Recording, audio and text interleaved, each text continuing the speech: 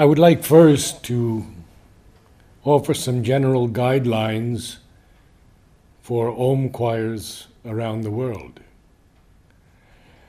followed by the words of Sri Aurobindo and the Mother on Om, and then to share some of the experiences of various members of the Om choirs, and lastly to speak of lines I quote each week before we begin each Om, often from Savitri, but also from the writings of Sri Aurobindo and the Mother, to help raise our consciousness to its highest heights.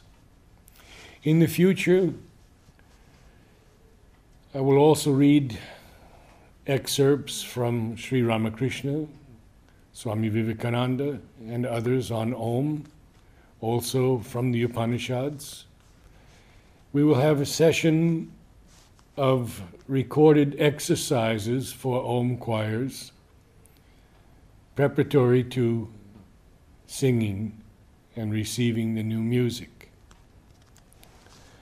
Mother gave us no roadmap of the new music, no instruction manual, but told us to sit in a circle and have no preconceived ideas of what might come down. As a frequent and intensive reading of Savitri can lead us to the overhead influence in the work of other poets, so too a deep and concentrated listening to music can sometimes reveal strains of the descent of the new music. Here is a portion of a letter from Annie, who is at the East-West Cultural Center in Los Angeles, a center devoted to the Mother and Sri Aurobindo, founded by Dr. Judith Tyberg, who was named Jyoti Priya by Sri Aurobindo.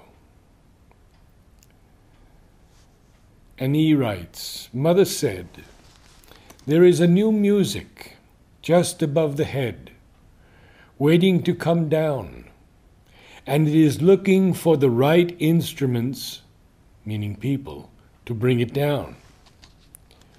She told us to begin singing, but with no preconceived ideas about how it would manifest. She also asked us not to use any instruments, just voices. We would sit in a circle. There were no words. One person would start singing, another would add something, and so forth. We experimented like this for a long time. And he also writes, "It is a very wonderful thing that you have revived this activity that was encouraged so strongly by Mother more than 30 years back." The difficulty, as is often the case, is in the mind. No matter how high the inspiration of the greatest composers of earlier times, be it Bach, Beethoven, Mozart, or Sunil, we must take great care not to allow the mind to fall into already established patterns and repeat the music of the past, but open to that which is seeking to descend and establish itself on earth and in us. Mother gave us the seed sounds in her music, and Sunil took those up, expanding on those powerful melodies, and gave us a new music.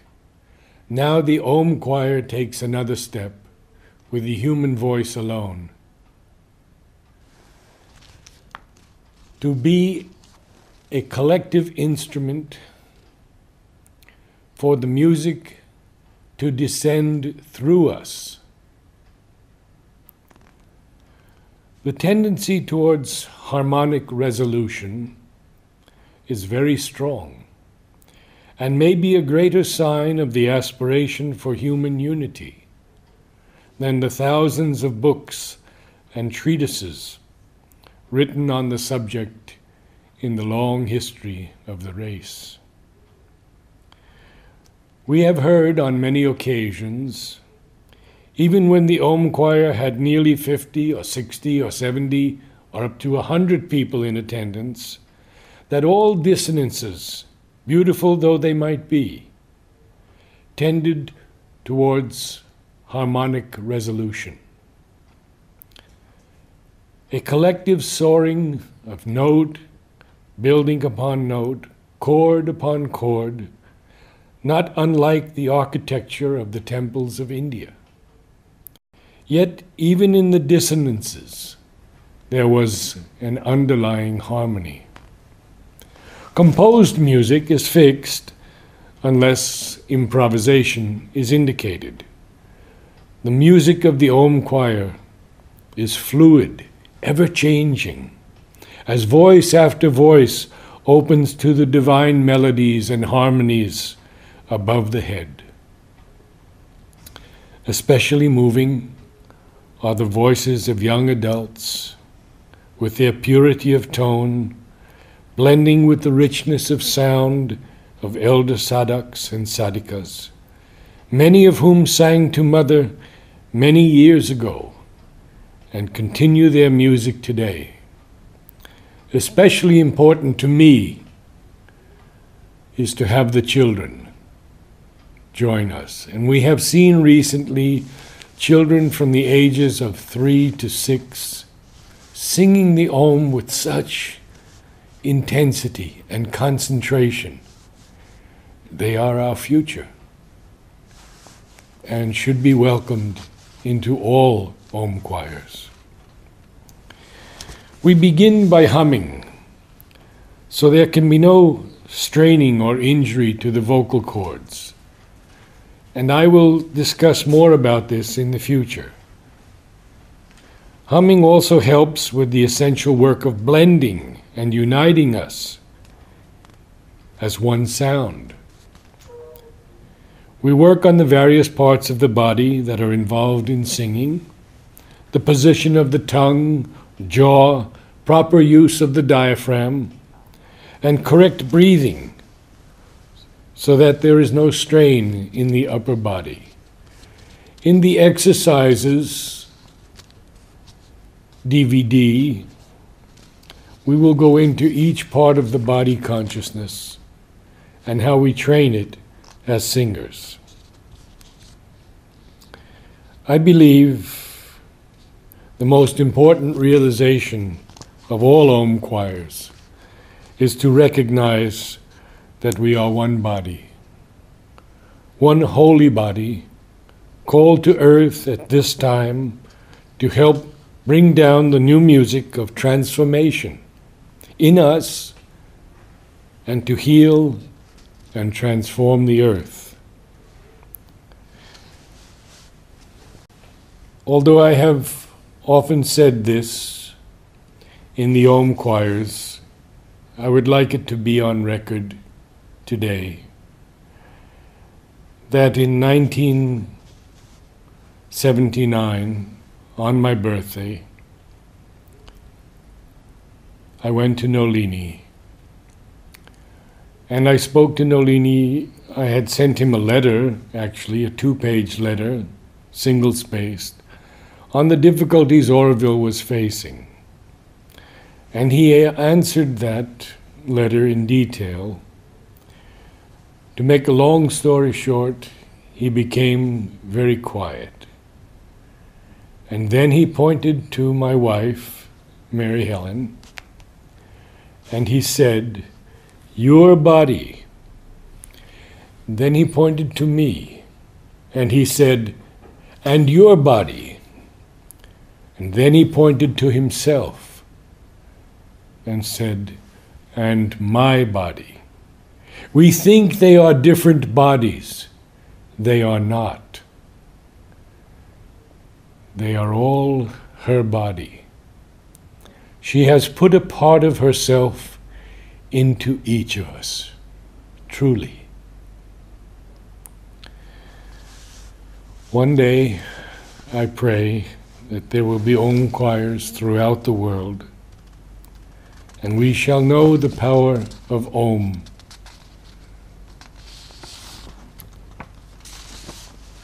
and its ability to transform.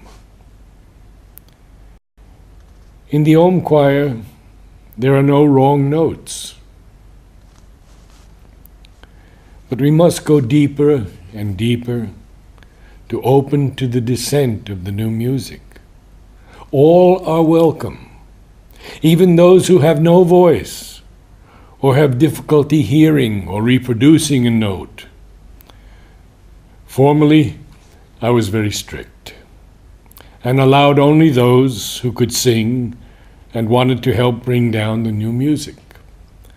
But now, Mother has widened me, and the Om choir is open even to those who would like to sit in silence in its atmosphere and be immersed in the beauty and the power of the descent of the new music. The Om choir is not a venue for singers to show off the beauty of their voice or to show how loud they can sing. The Om choir is a collective prayer that these sacred bodies, called by the divine to play a role in the creation of the new world, may be used as instruments for the divine to send down the new music. For Om has the power of effectuation and can heal and transform and infuse the cells of the body with the new light and through the body into the earth. The new music is not a music of the East or West, and difficult though it may be, especially for musicians, we must break the mental modes of judgment of good or bad, dissonant or discordant, to allow the new music to sing us. I often say that through the centuries, music has been composed to the divine. Sing a new song to the divine. So many psalms and choral arrangements have been done. The Om choir is different. We are not singing to the divine. We are instruments to receive the transformative music from the divine through our human bodies. The mind has no capacity to judge the new music, and only the divine can know the sincerity of our collective aspiration. Even when we hear strong dissonances, they are only preparing the possibility of a greater harmony.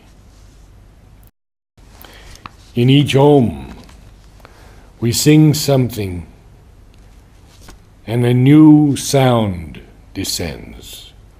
So both the mind and the ego must be left outside the door.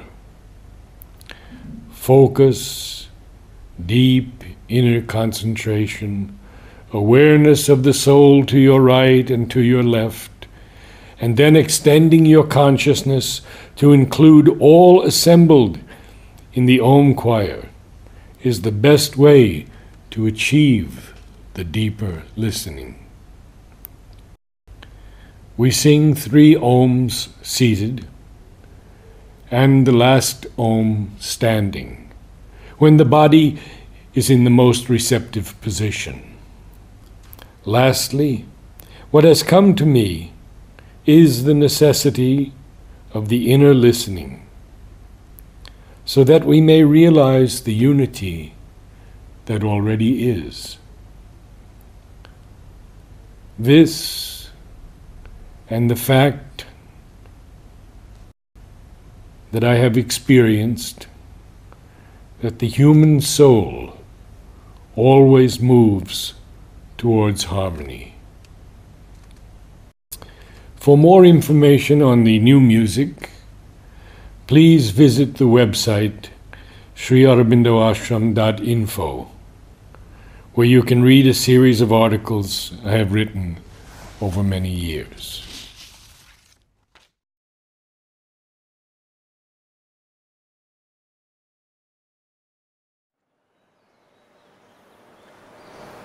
I had been seeking for something deeper since my teenage years.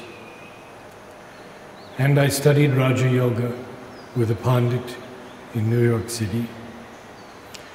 And one day he said to me, "Would you like to go to Shantiniketan, to Gore's University, and study Indian music to complement the music you are doing now?" And I thought that was a wonderful idea. I had previously spoken to my mother and father and told them I wanted to go to India. Maybe I was 18 or 19. And they said, no, it's too far away and you'll be far from us. And so I said, okay, then I want to go to Cuba because Castro has just done the revolution. Okay, you can go to Cuba. So I went to Cuba and I saw the aftermath of Castro's revolution. And I was amazed at the people, how loving they were. I sang with them in their places where two guitarists would just be playing and they would invite me to sing with them, and I sang Russian songs which they loved.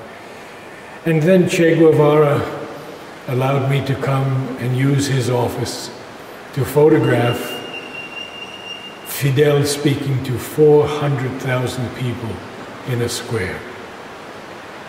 So I came back to the States, and then I was determined to go to India, studied with the Pandit, and he said, follow me out to California, and you'll leave from San Francisco or Los Angeles. I said, fine. So I had to work, had little money. I worked at 2 jobs, 18 hours a day to save enough money. And then I followed him out and waited week after week after week. And he fell in with some attractive and elegant ladies in Riverside, California, and came to me one day and said, everything has fallen through. If you really want to do yoga, go back home to your family and practice samatha, equality. Something in me rose up, and I looked him directly in the eye and I said, no, I am going to India. And within a day or two, I met Jyoti Priya, Dr. Judith Tyberg. Her name was given to her by Sri Aurobindo. And she said, oh, but you are destined to go to Mother. And her library was filled with the writings of Mother and Sri Aurobindo. And many people would come on the weekends, and there was always a speaker. And she said, Mother will want a sample of your handwriting and a photo of you. So we took care of that.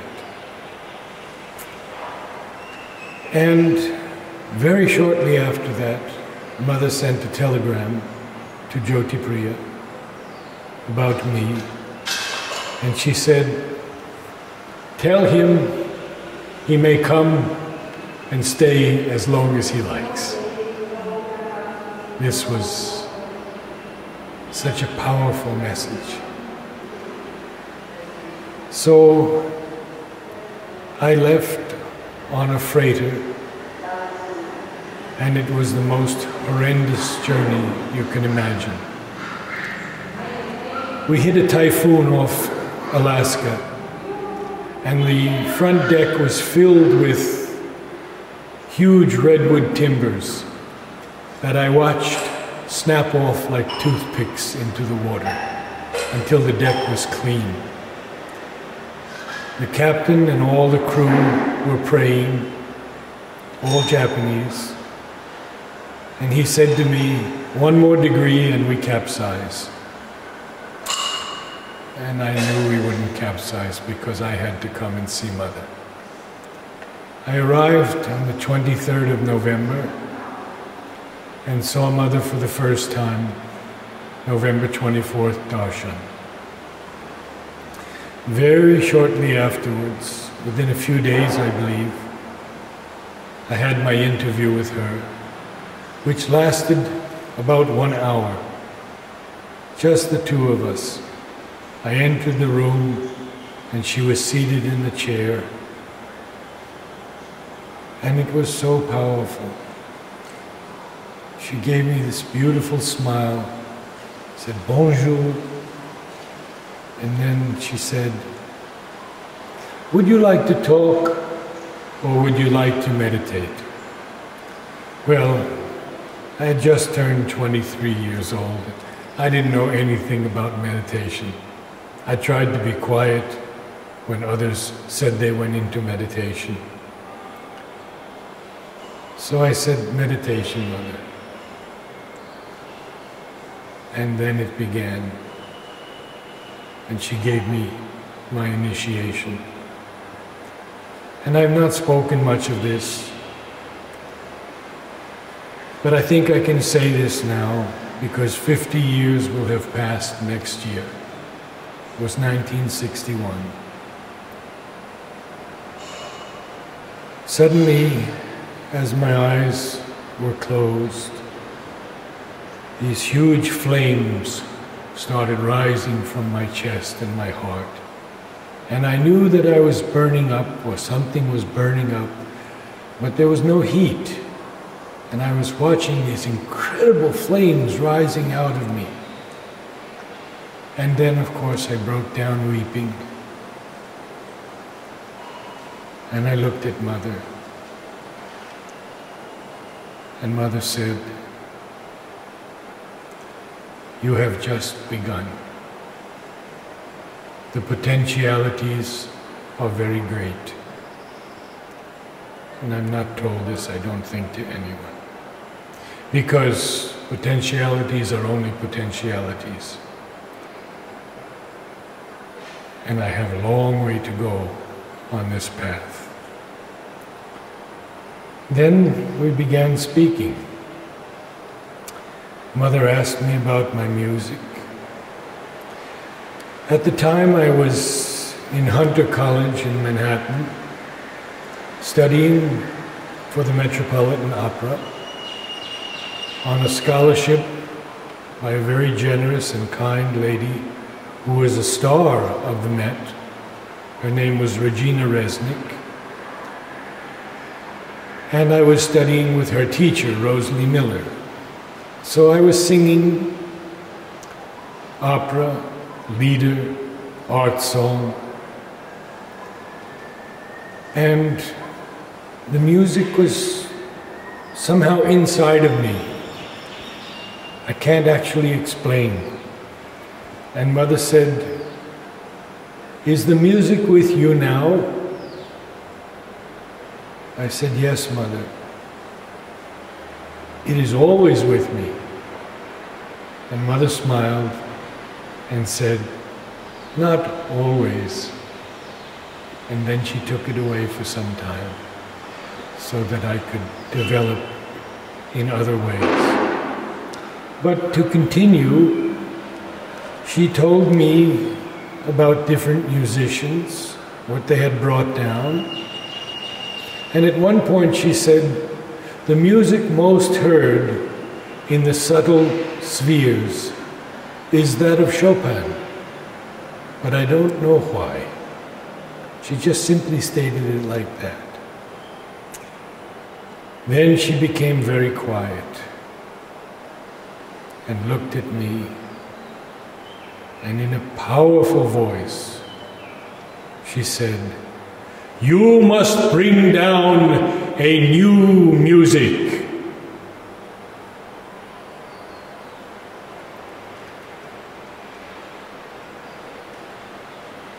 And I said, "Mother, I don't know anything about combining words and music."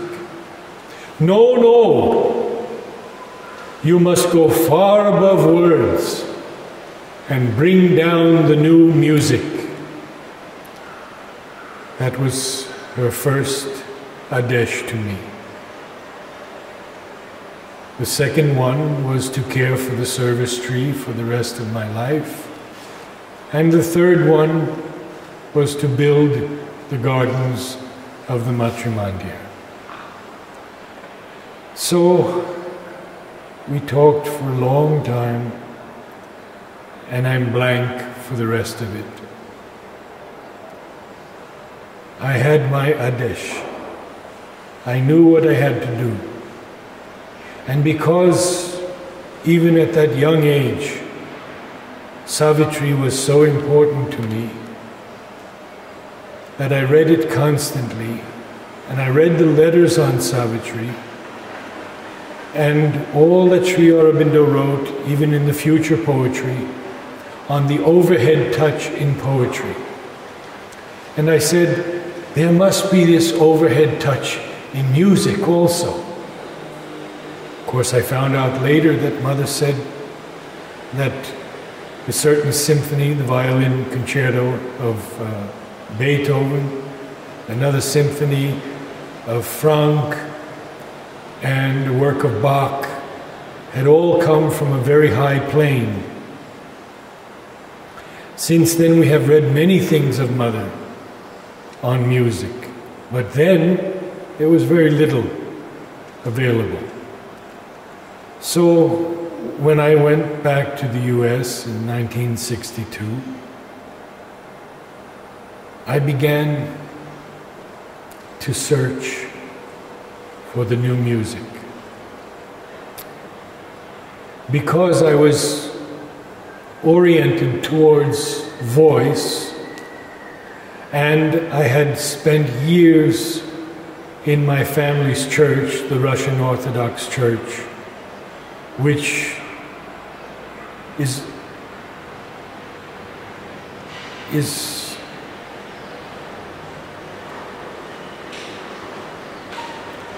one of those places which can be sanctified in one's own being through their music. All a cappella, no instruments allowed in the church. And I sang with choir after choir after choir, and learned the great music of Tchaikovsky, Rachmaninoff, Chesnikov, Grachaninov, and so forth. So I had that background. And as I look back, I know that Mother had been guiding me all along. Because she said of all the instruments, the human voice is the most beautiful. I listened to thousands and thousands of pieces of music to find the overhead touch in music. And I found it here and there in certain pieces. Not only choral music, but as an example, Barber's Adagio. And I kept looking and searching. I listened to all kinds of music. And then, it was around 1965, I had an inspiration to write to Mother and ask her what music she hadn't heard in all the years since she came finally to Pondicherry. I wrote her a 2-page letter, and she wrote me back, underlining Debussy and Ravel, and said, "Of these I have heard most of what they have written. Below this I have not heard anything, and I would be very happy to listen to whatever you send." So I worked in a record store. No CDs at that time, only vinyl records and cassette tapes. And the man I worked with, the manager, was a musicologist. So with him I chose what we felt was the finest music of the 20th century.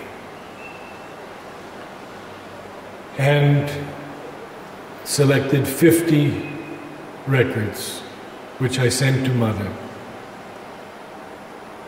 And every day she listened to one. I sent her rock and roll.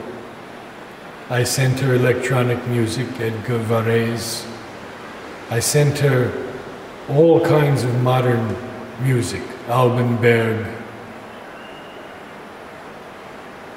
and 12-tone systems, Stravinsky. So this was all part of this search for the new music that she told me to bring down. I began a small choir. I wouldn't call it a choir.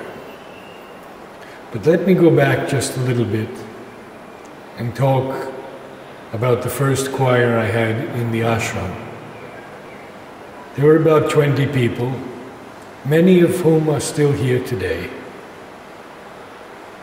Manoj Dasgupta, Richard Pearson, Tublu, and many others, Lilu, Kokila, so many of them, still here, Dali. And we began practicing, and it was a good choir. So a friend of mine, Marilyn Widman, told me, "You write to Mother and say you want to sing to her." So I wrote to Mother, and there was no answer. And I thought, Mother's too busy. Marilyn pushed me again. "Write to her because maybe she didn't get your letter." So I wrote again, no answer. And I had just turned 23.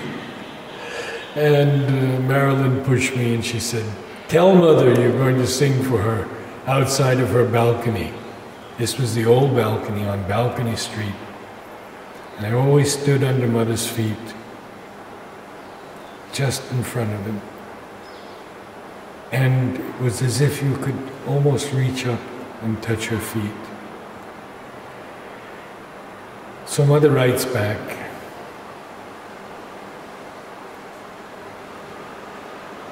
"I would like you to sing by the Samadhi." The word spread, and being a callow youth, I had no idea that this would be a darshan. And Mother comes down the stairs and the window is open for her, overlooking the Samadhi.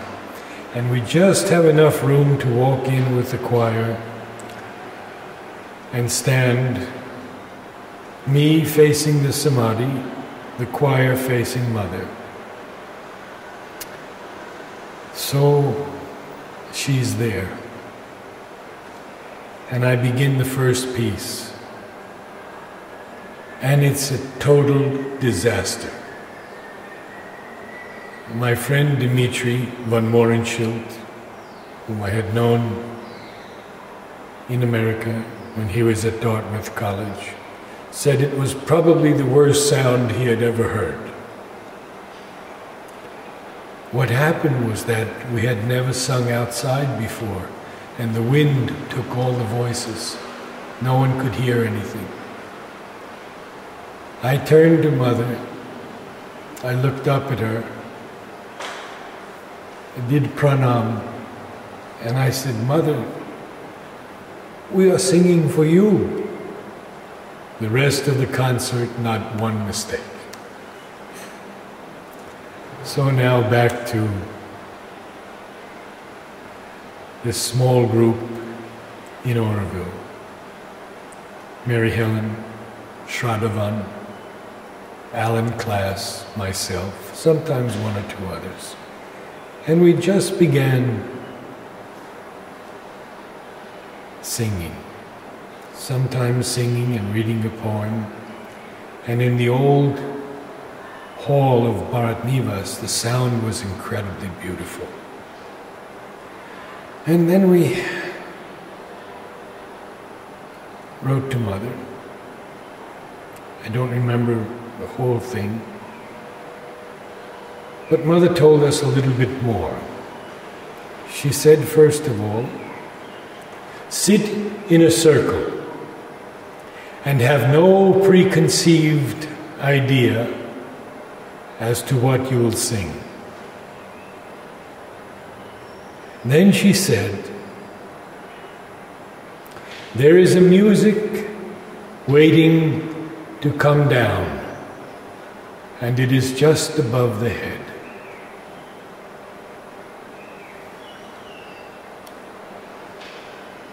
Many years passed. I kept listening and listening for the new music. Mary Helen went through 3.5 years of ovarian cancer. She was given 3 weeks to live. We were told by the doctor to fill out our wills and do all our paperwork. She would be gone in 3 weeks. The surgeon opened her up and said he couldn't remove any of the cancer. It was like cement was thrown into her stomach. And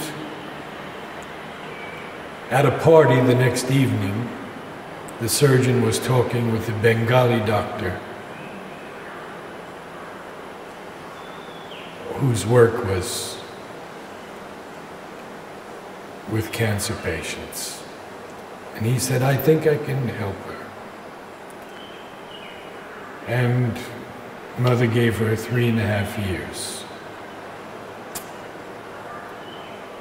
We had been living in the States and had the best care possible. And she left the day before her birthday in 2002. I started coming back to the ashram, and it was also the beginning of the gardens. We had begun the Matrimandya nursery in 1970. I came in 69 when I got one brief note from Mother, "A biento, see you soon." Now, in 2003, the inspiration came to me that the new music would descend in a collective body.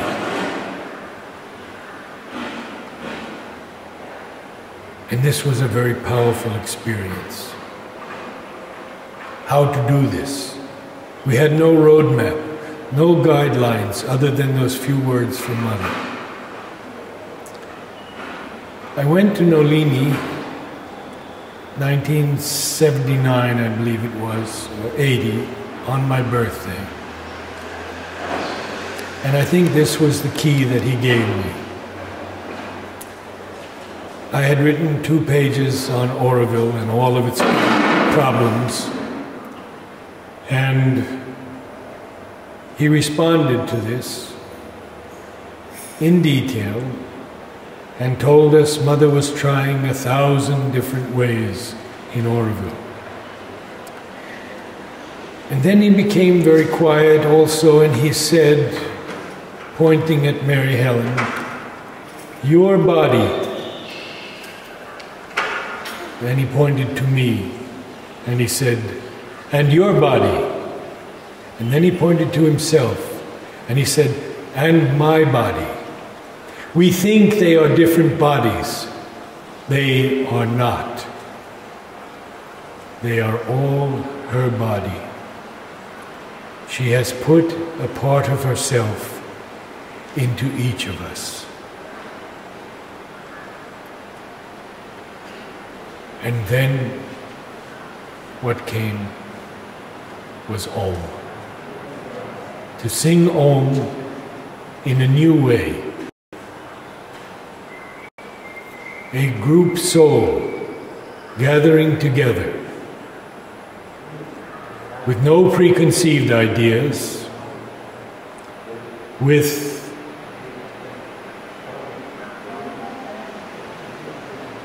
a deep aspiration, offering the voice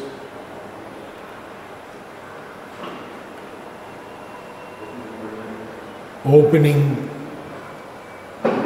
the being to receive the descent of the new music. At first,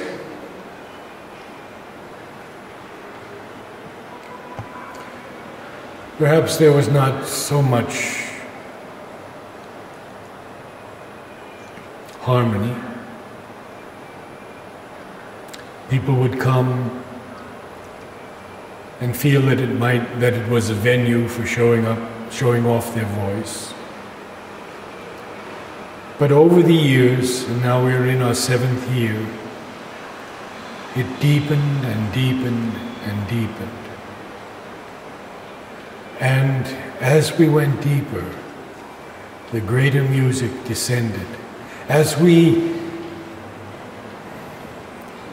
realized that we were one sacred body, offering itself to the divine.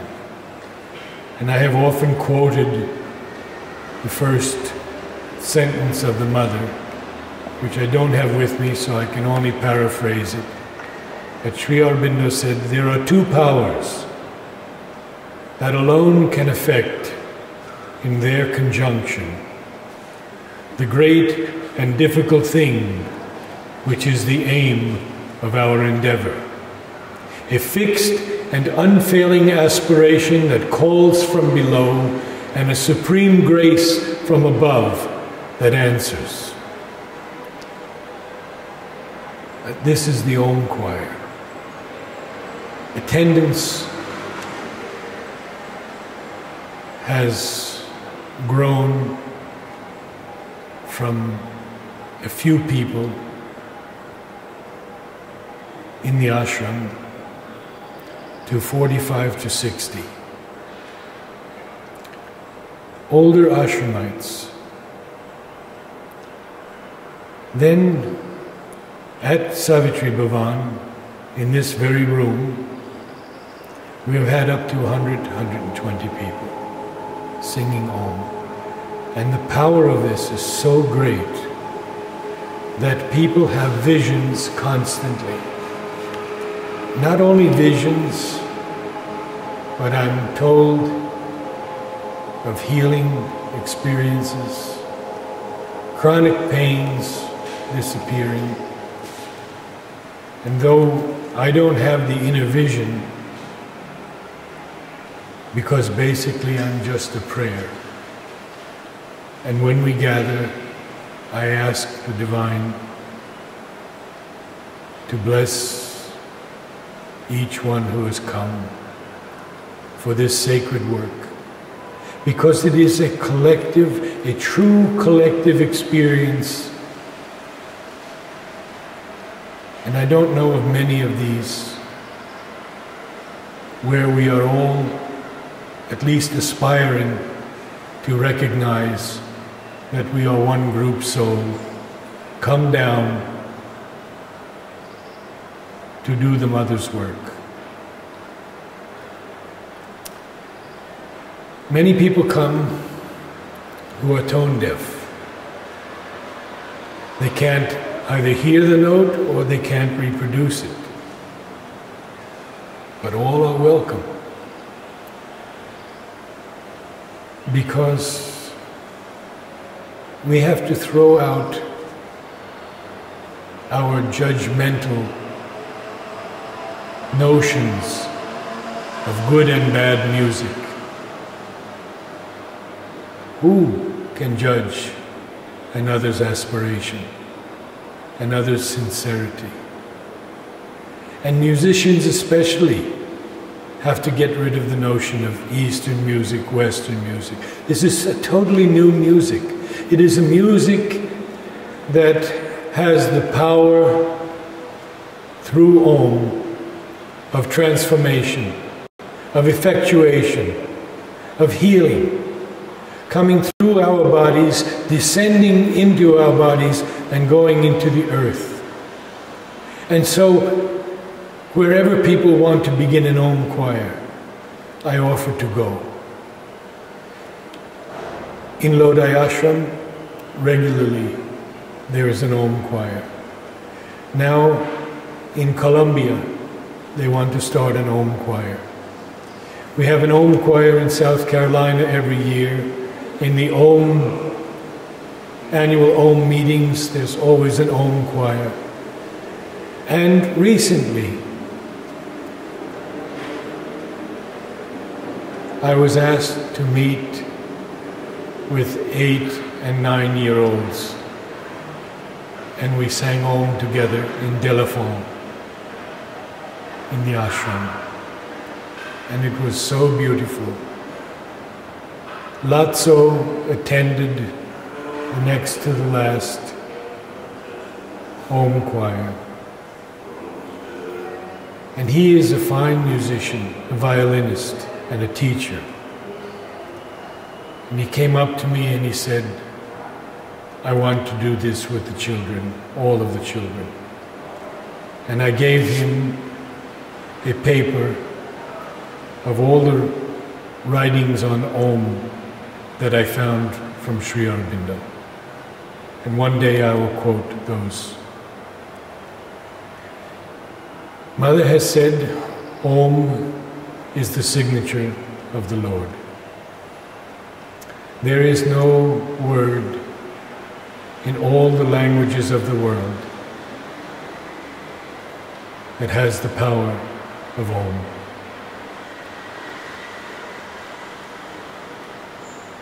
I can also say that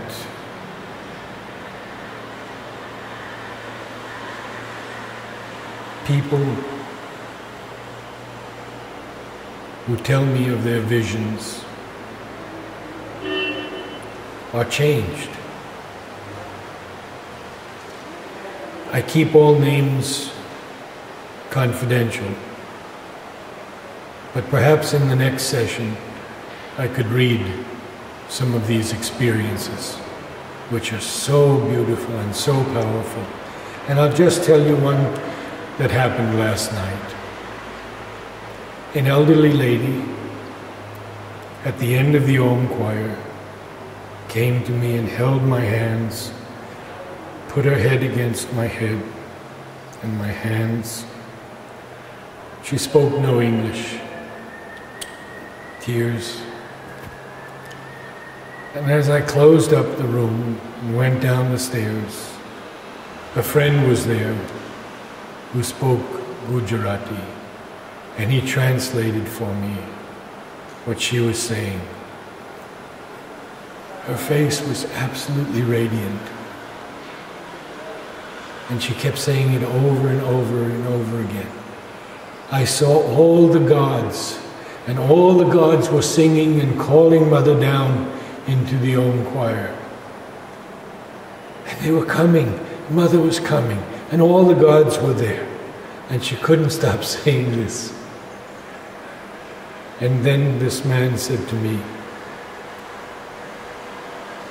it was somewhat as a little indistinct, but I saw Mother's eyes, and she was with us in the Om choir. The Om choir continues,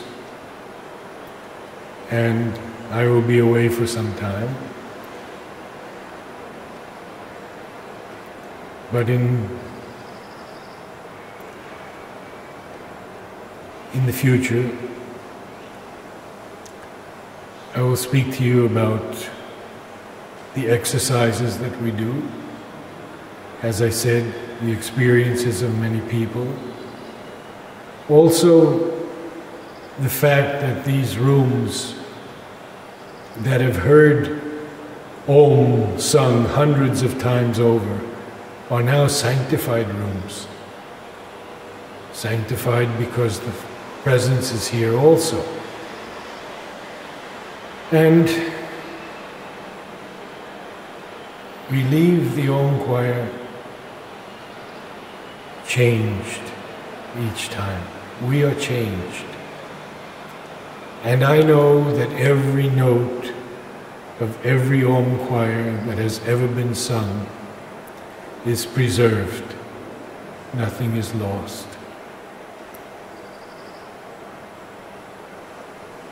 Thank you.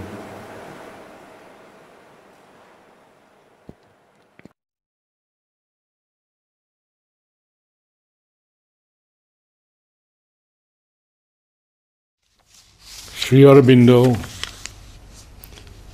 on Om. He writes in volume 12,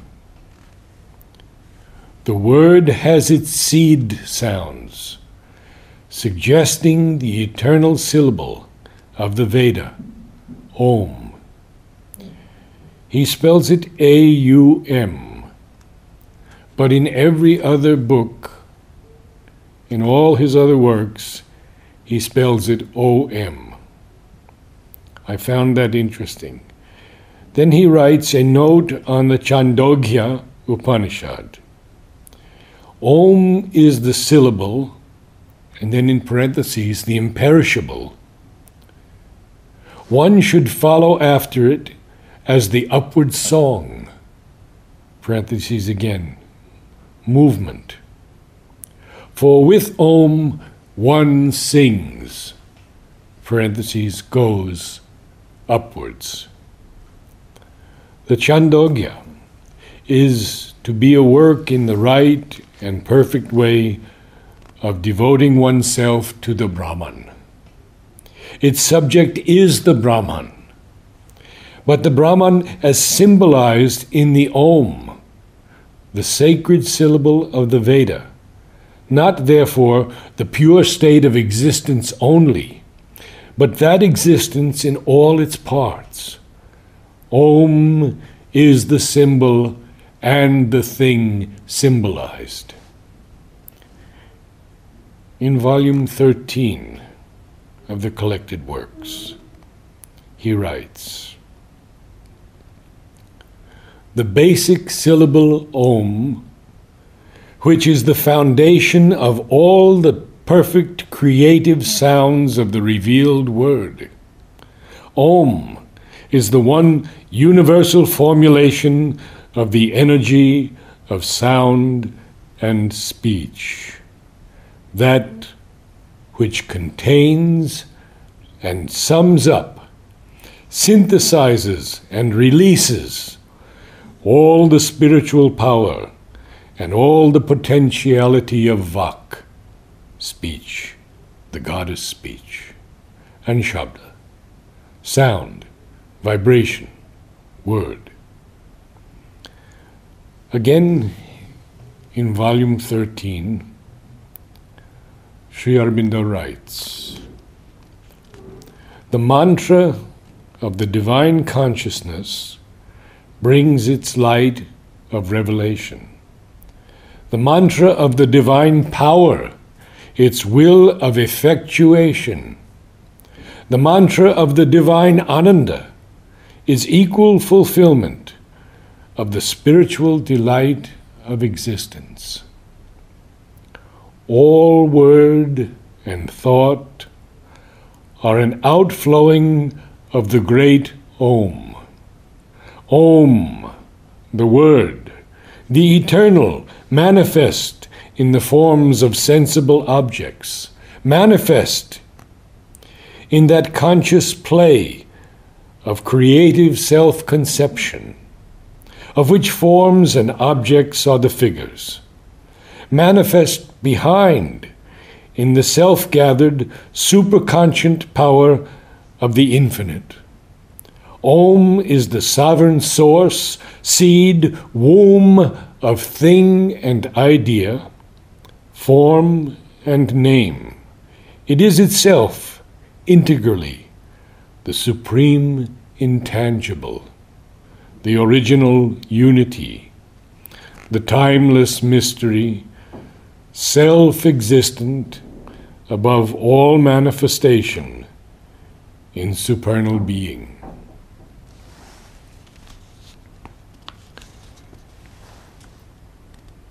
Om is the symbol of the triple Brahman, the outward-looking, the inward of subtle and superconscient causal Purusha, conscious being, person.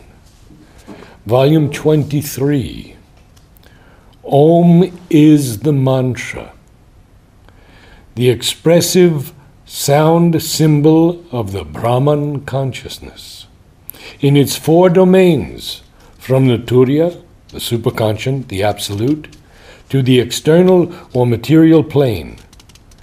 The function of a mantra is to create vibrations in the inner consciousness that will prepare it for the realization of what the mantra symbolizes, and is supposed indeed to carry within itself. The mantra Om should therefore lead towards the opening of the consciousness to the sight and feeling of the one consciousness in all material things, in the inner being and in the supraphysical world, in the causal plane above now superconscient to us, and finally the supreme liberated transcendence above all cosmic existence. And in volume 24, describing someone's vision in the triple transformation, Sri Aurobindo writes, Om, and in parentheses, golden, rising to the sky, means the cosmic consciousness supramentalized and rising towards the transcendent consciousness.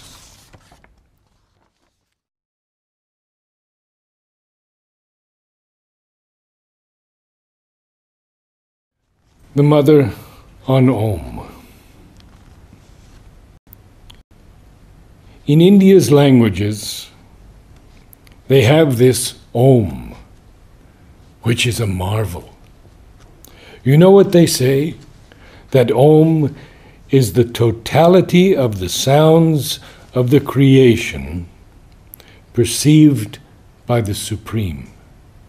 He hears Om as a call to him, as an idea. It's magnificent, as a symbol, as a only... And then the disciple says, and a power, not only as a symbol, but as a power. And Mother says, oh, a tremendous power, tremendous. The first time I heard it,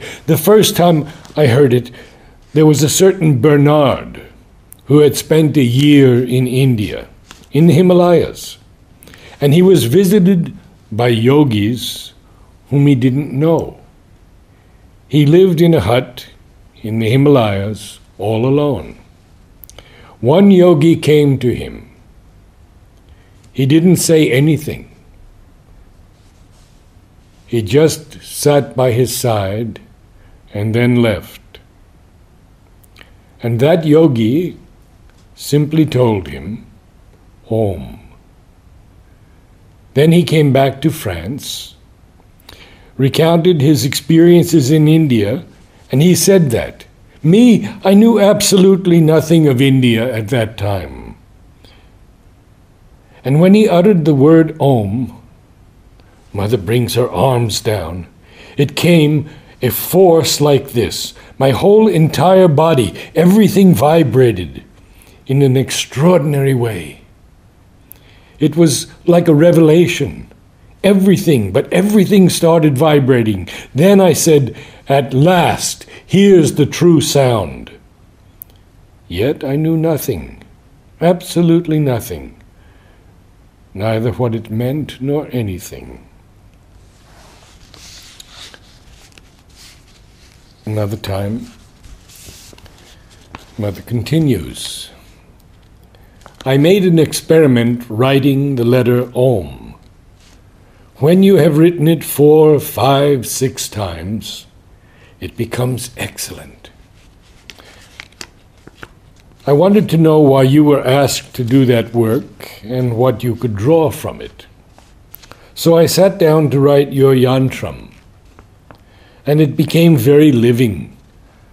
I could see it in front of me. I kept seeing it all the while. But then I thought, the very fact of writing must have an effect. Then I started writing the letter Om carefully. Well, when I came to the 4th, the 5th, it became excellent, excellent, as though it were creating a vibration. That's the power it has, an external power. But then it was very amusing. Parentheses, the body is like a child, really a child. Suddenly it said, "Oh, what a lovely game, to be sitting like this and writing. Oh, how amusing. If I had the time, it would be great fun to write and write lots and lots of times." I saw that in the body's cells. Then I understood. And another time, Mother says, "There is one sound which, to me, has an extraordinary power, extraordinary and universal. That's the important point. It doesn't depend on the language you speak. It doesn't depend on the education you were given. It doesn't depend on the atmosphere you breathe. And that sound, without knowing anything, I used to say it when I was a child. You know how in French we say, oh? Well, I used to say Om, without knowing anything. And indeed, I made all kinds of experiments with that sound. It's fantastic, even fantastic. It's unbelievable." And at another time, naturally, men make it difficult. Parentheses. I think they must love difficulties because, end parentheses, with everything, the smallest thing is always a world of difficulties. So you spend your time saying, quiet, quiet, quiet, be quiet. Even the body lives in difficulties. It too seems to love them. But all of a sudden, the cells chant their Om spontaneously. Then there is a sort of childlike joy in all those cells. They say, parentheses, in a tone of wonder, in parentheses, "Oh, really? We can do that? We are allowed to do that?" It's touching. And the result is immediate, that great, peaceful, all-powerful vibration. Mother continues another time. A mantra given by the Guru is only the power to realize the experience of the discoverer of the mantra. The power is automatically there because the sound contains the experience. I saw that once in Paris, at a time when I knew nothing of India, absolutely nothing, only the usual nonsense. I didn't even know what a mantra was. I had gone to a lecture given by some fellow who was supposed to have practiced, quotes, yoga for a year in the Himalayas and recounted his experience. None too interesting either, in parentheses. All at once, in the course of his lecture, he uttered the sound Om, and I saw the entire room suddenly fill with light, a golden, vibrating light. I was probably the only one to notice it. I said to myself, well. And then I didn't give it any more thought. I forgot about the story. But as it happened, the experience recurred in 2 or 3 different countries with different people. And every time there was the sound Om, I would suddenly see the place filled with that same light. So I understood. That sound contains the vibrations of thousands and thousands of years of spiritual aspiration. There is in it the entire aspiration of men towards the Supreme. And the power is automatically there, because the experience is there.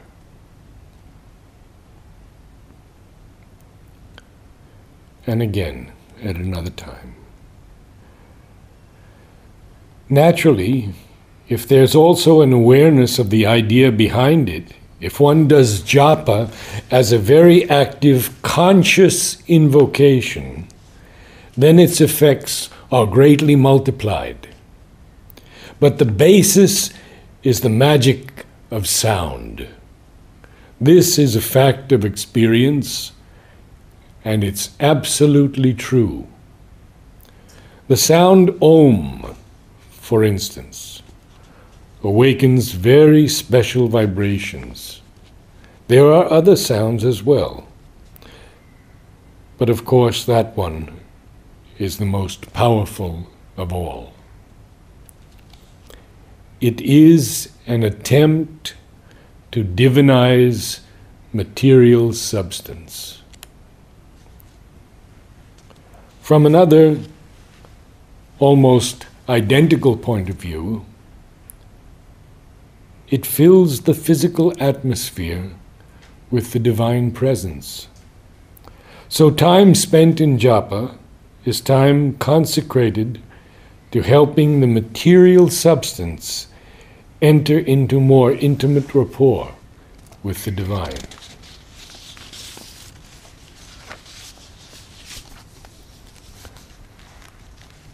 Then Mother said to another disciple, each verse of Savitri is like a revealed mantra which surpasses all that man possesses by way of knowledge. And I repeat this, the words are expressed and arranged in such a manner that the sonority of the rhythm leads you to the origin of sound, which is Om.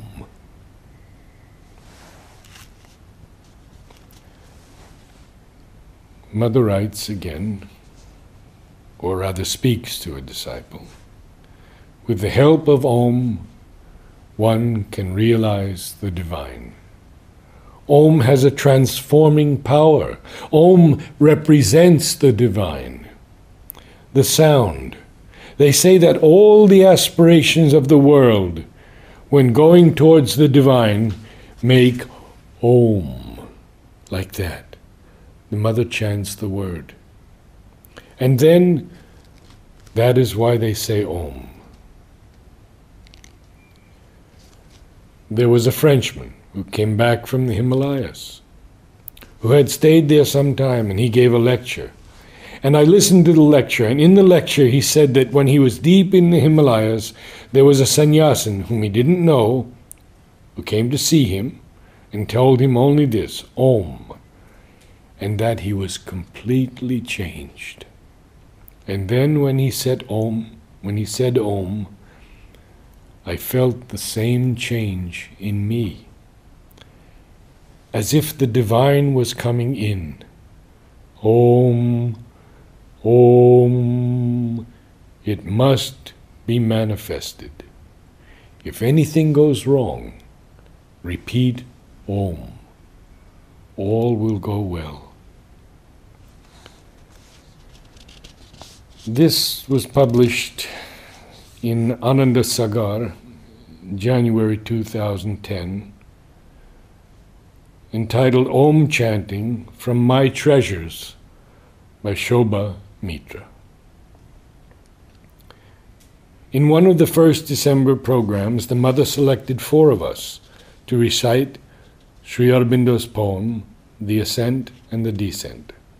She would direct us individually after coming back from the tennis ground. One day, being deeply moved by her formidable voice, I asked the mother, "Mother, teach me how to chant Om." The mother became quite upright, closed her eyes, and started chanting Om. My words cannot express the experience I had at that time. It was magnificent. I wish we had some facility to record both her recitation and Om chanting. The mother kept silent for a little while and then started speaking. Mother, choose an open space like the open sky, or sit in front of the sea and chant Om as I have shown you. If you do it sincerely, it will certainly widen your consciousness. You will find a vaster, wider consciousness growing in you. She said on another occasion, whenever you are ill or you are attacked by some unpleasant element which you want to get rid of, chant Om. It will disappear. You will find so much peace.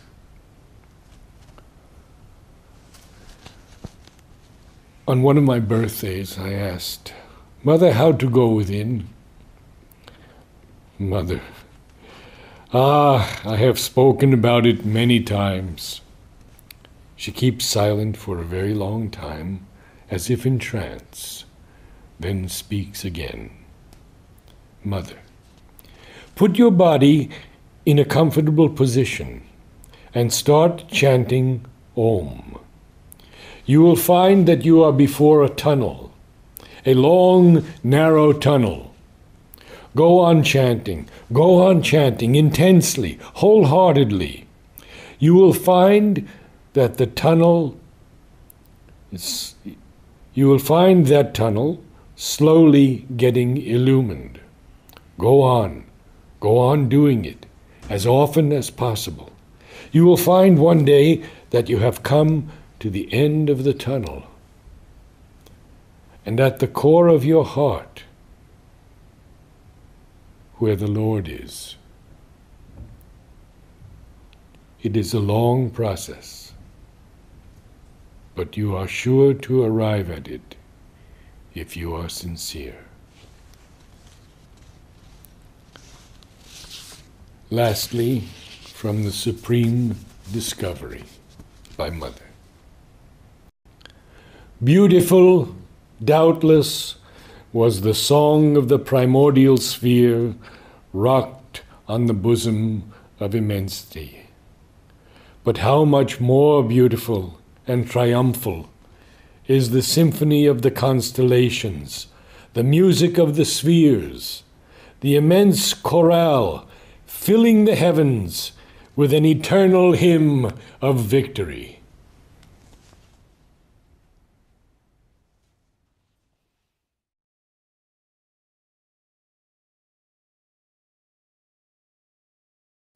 I spoke the other day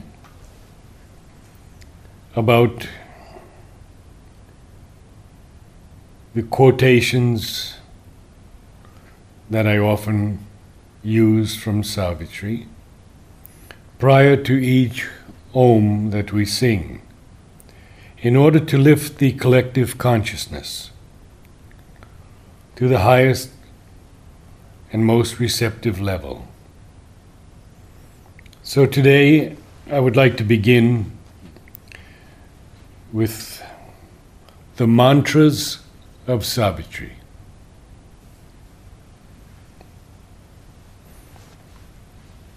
Over a period of more than 8 years, I have been collecting, reading through Savitri and copying out mantras on music, sound, harmony. Savitri is filled with the beauty of these mantras. So I begin.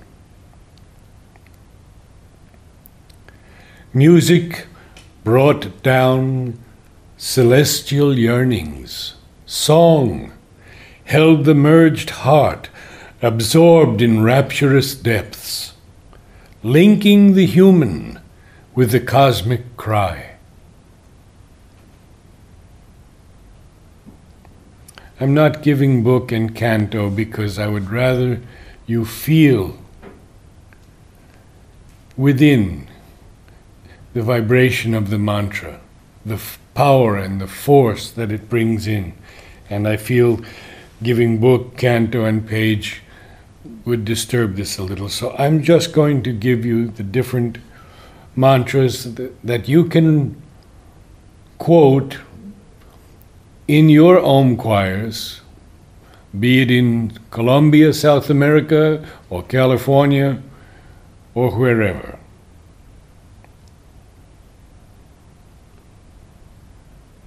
O rubies of silence, lips from which there stole low laughter, music of tranquility.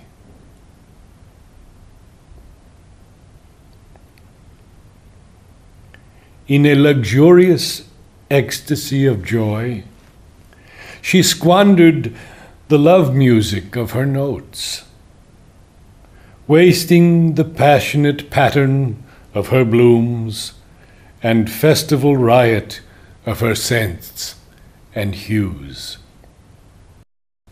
Such a one speaks to Savitri. Close is my father's creepered hermitage, screened by the tall ranks of these silent kings, sung to by voices of the hue-robed choirs, whose chants repeat, transcribed in music's notes, the passionate colored lettering of the boughs, and fill the hours with their melodious cry.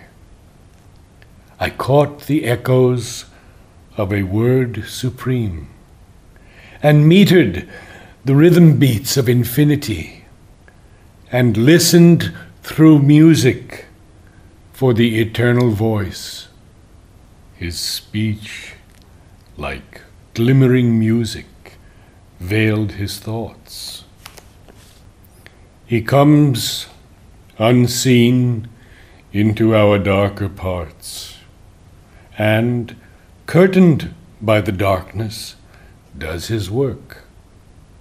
A subtle and all-knowing guest and guide, till they too feel the need and will to change.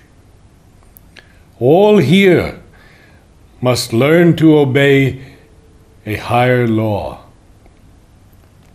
Our body's cells must hold the immortal's flame, the absolute, the perfect, the immune, one who is in us as our secret self, our mask of imperfection has assumed.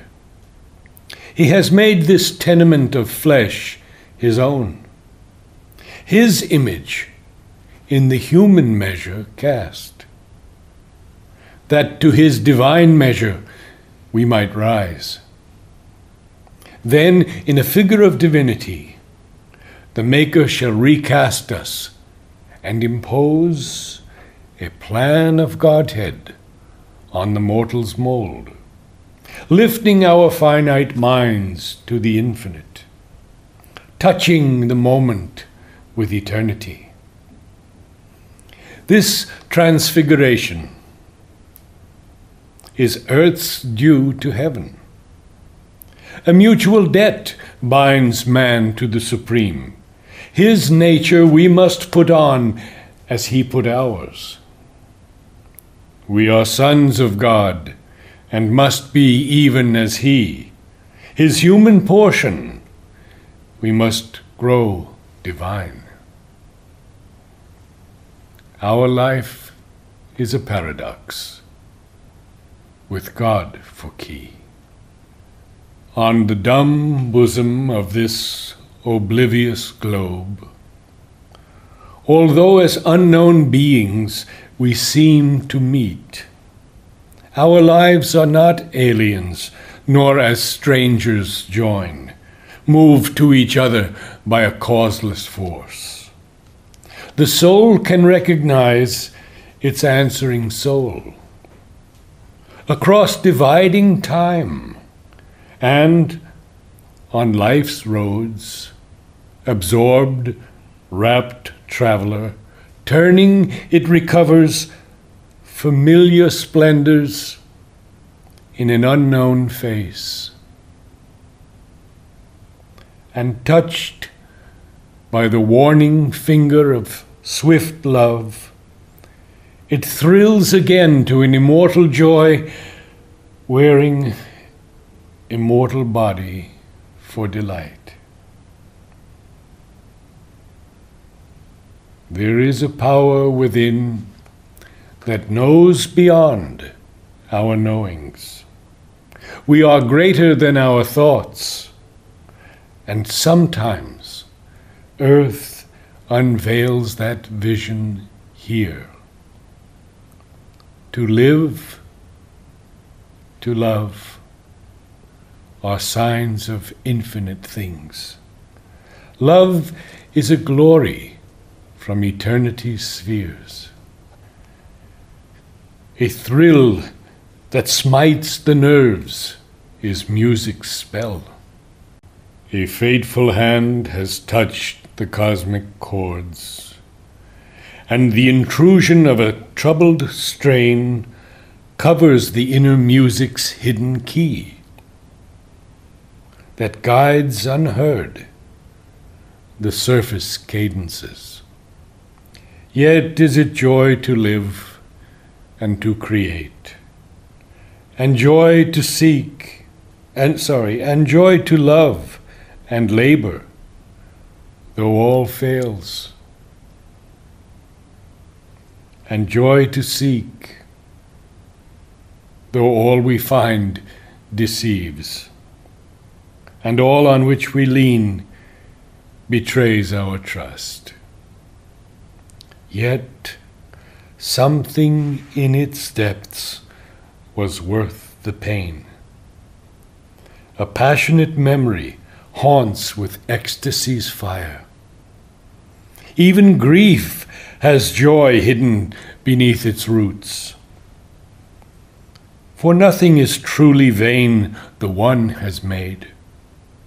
In our defeated hearts, God's strength survives, and victory's star still lights our desperate road. Our death is made a passage to new worlds. This to life's music gives its anthem swell. To all she lends the glory of her voice. A sumptuous interlude occupies the ear, and the heart listens, and the soul consents. An evanescent music it repeats, wasting on transience time's eternity. A tremolo of the voices of the hours, oblivious, screens the high intended theme. The self-embodying spirit came to play on the vast clavichord of nature force. Only a mighty murmur here and there of the eternal word, the blissful voice, or beauty's touch, transfiguring heart and sense. A wandering splendor and a mystic cry recalls the strength and sweetness heard no more. Across the vibrant secrecies of space, a dim and happy music sweetly stole.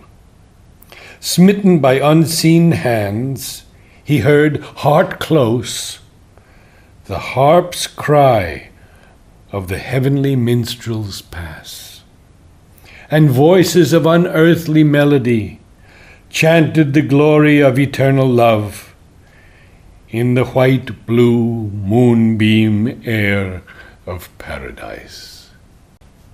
This is one line from the Katha Upanishad.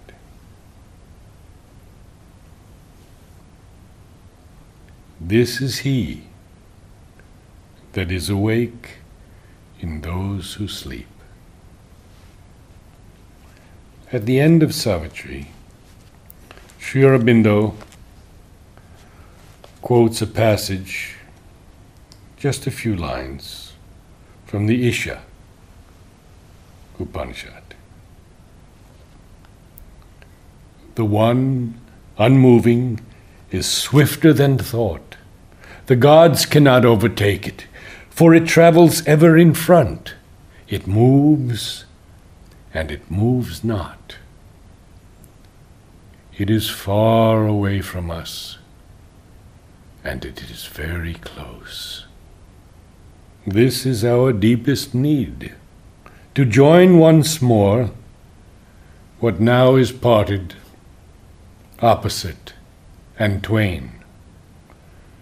Remote in sovereign spheres that never meet, or fronting like far poles of night and day. We must fill the immense lacuna we have made, re-wed the closed finite's lonely consonant with the open vowels of infinity. A hyphen must connect matter and mind, the narrow isthmus of the ascending soul. We must renew the secret bond in things. Our hearts recall the lost divine idea. Reconstitute the perfect word. Unite the Alpha and the Omega in one sound. Then shall the spirit and nature be at one. All here, where each thing seems its lonely self, are figures of the soul transcendent one. Only by him they are. His breath is their life. An unseen presence molds the oblivious clay. Our emotions are but high and dying notes of his wild music, changed compellingly by the passionate movements of a seeking heart. In the inconstant links of hour with hour,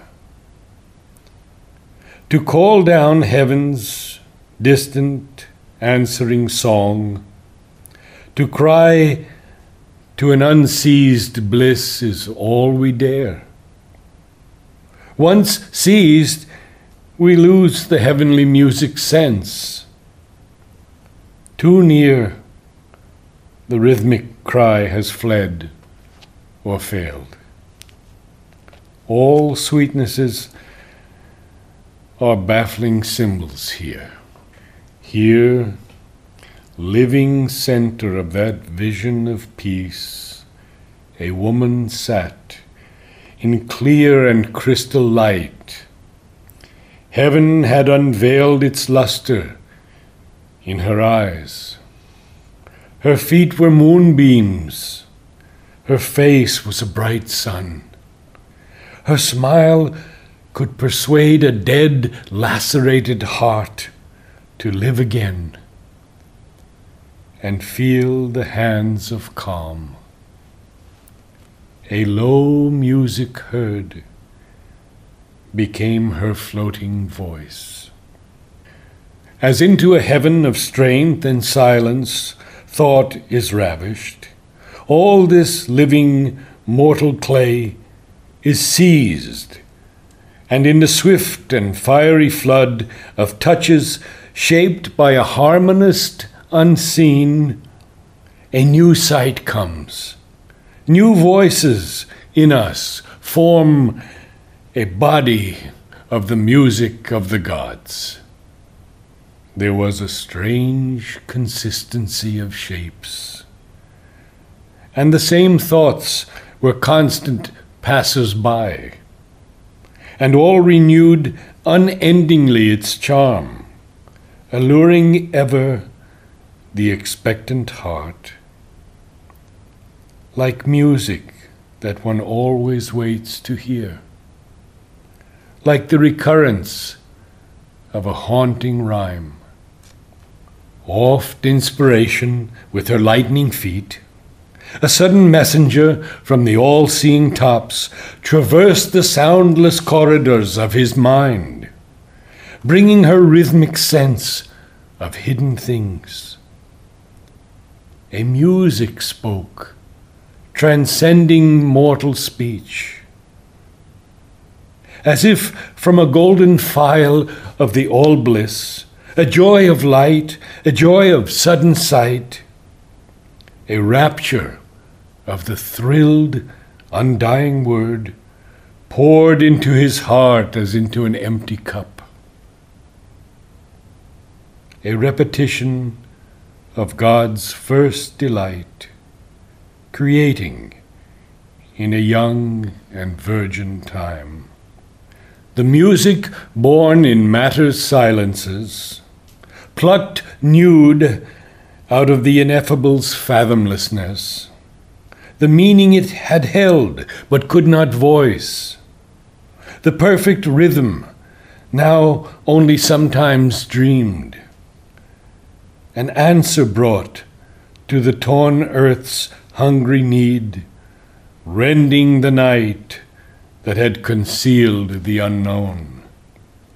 In that lucent ambience, mystically clear, the eyes were doors to a celestial sense. Hearing was music, and the touch a charm. And the heart drew a deeper breath of power. A flaming rhapsody of white desire lured an immortal music into the heart and woke the slumbering ear of ecstasy. The world's senseless beauty mirrors God's delight. That rapture's smile is secret everywhere. It flows in the wind's breath, in the tree's sap. Its hued magnificence blooms in leaves and flowers. When life broke through its half-drowse in the plant, that feels and suffers but cannot move or cry, in beast and in winged bird and thinking man, it made of the heart's rhythm its music's beat. All there discovered what it seeks for here. It freed the finite into boundlessness and rose into its own eternities. The inconscient found its heart of consciousness. The idea and feeling, groping in ignorance, at last clutched passionately the body of truth. The music, born in matter's silences, plucked nude out of the ineffable's fathomlessness the meaning it had held but could not voice. The perfect rhythm now only sometimes dreamed, an answer brought to the torn earth's hungry need, rending the night that had concealed the unknown, giving to her her lost, forgotten soul. The persistent thrill of a transfiguring touch persuaded the inert black quietude, and beauty and wonder disturbed the fields of God. A wandering hand of pale enchanted light that glowed along a fading moment's brink, fixed with gold panel and opalescent hinge, a gate of dreams, ajar on mystery's verge. I'm going to read that again.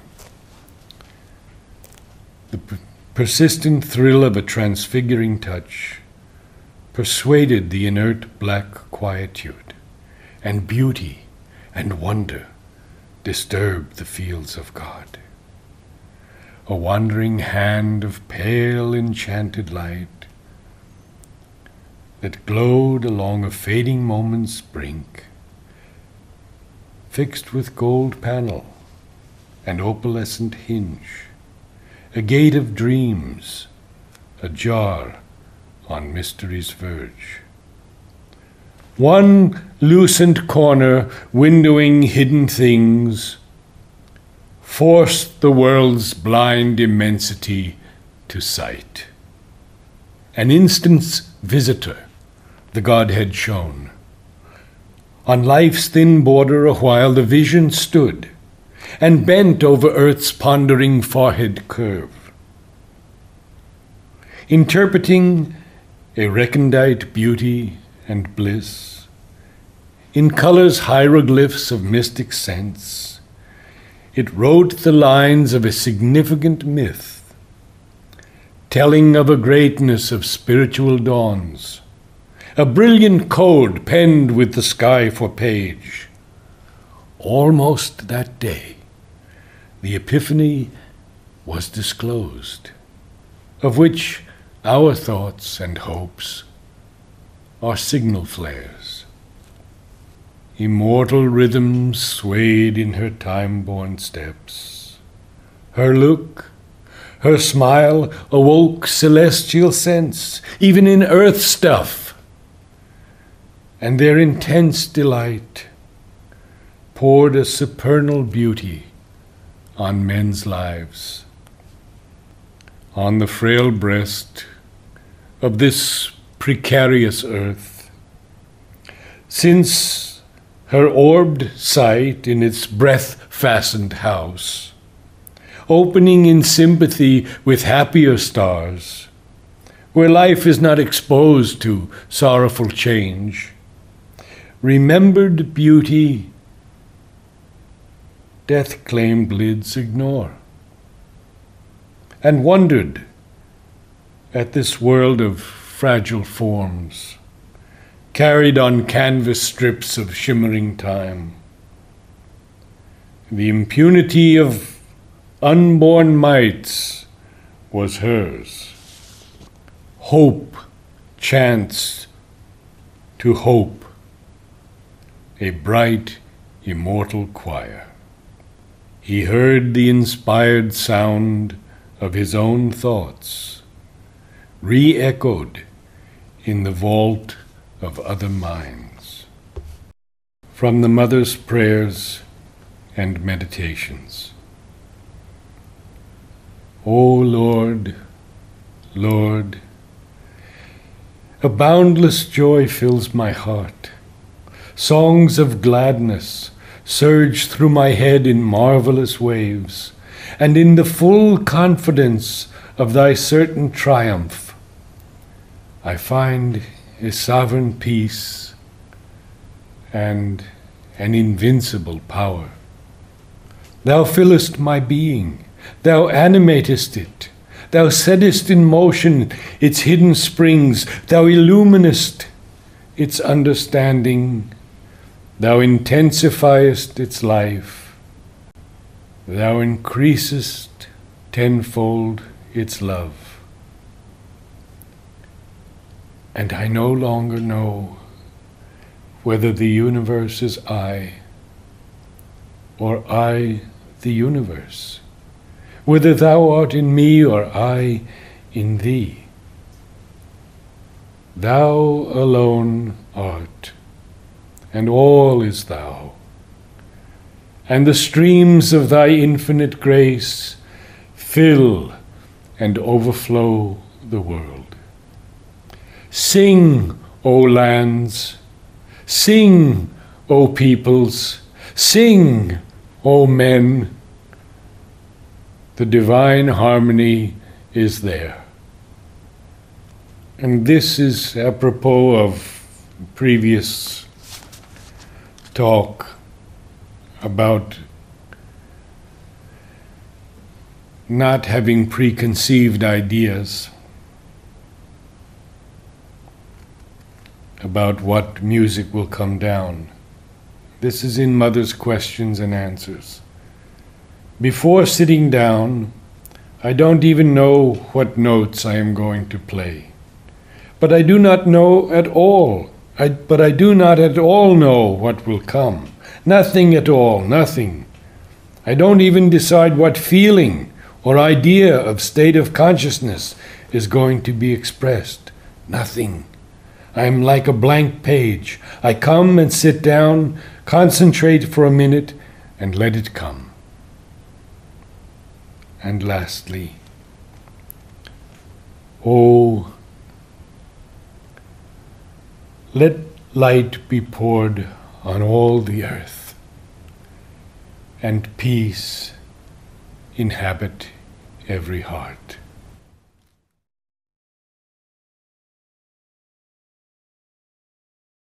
Here are some vocal techniques and exercises. They will be demonstrated by some of the singers in our Om choirs. But I wanted to give you perhaps a little bit more on the various aspects of training the voice. The first is breathing. There are many theories on how to breathe. The one I suggest is to watch a sleeping child. There will be no stress or strain in the upper body. Breathing will be relaxed, with the breath taken through the nose. You will note that the diaphragm expands with the breath, and the lower three ribs are pushed out by the lungs.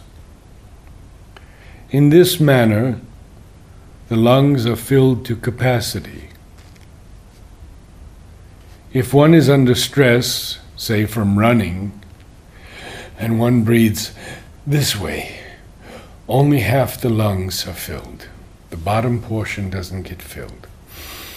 That has to be with a quick sniff, the expansion of the diaphragm and the lower three ribs. The shoulders should not rise, and the chest should not lift up. And a quick, even silent, sniff through the nose will fill the lungs completely. It is good to watch trained singers, especially opera singers, as you will never see any stress in the upper body when producing a note, even the highest notes.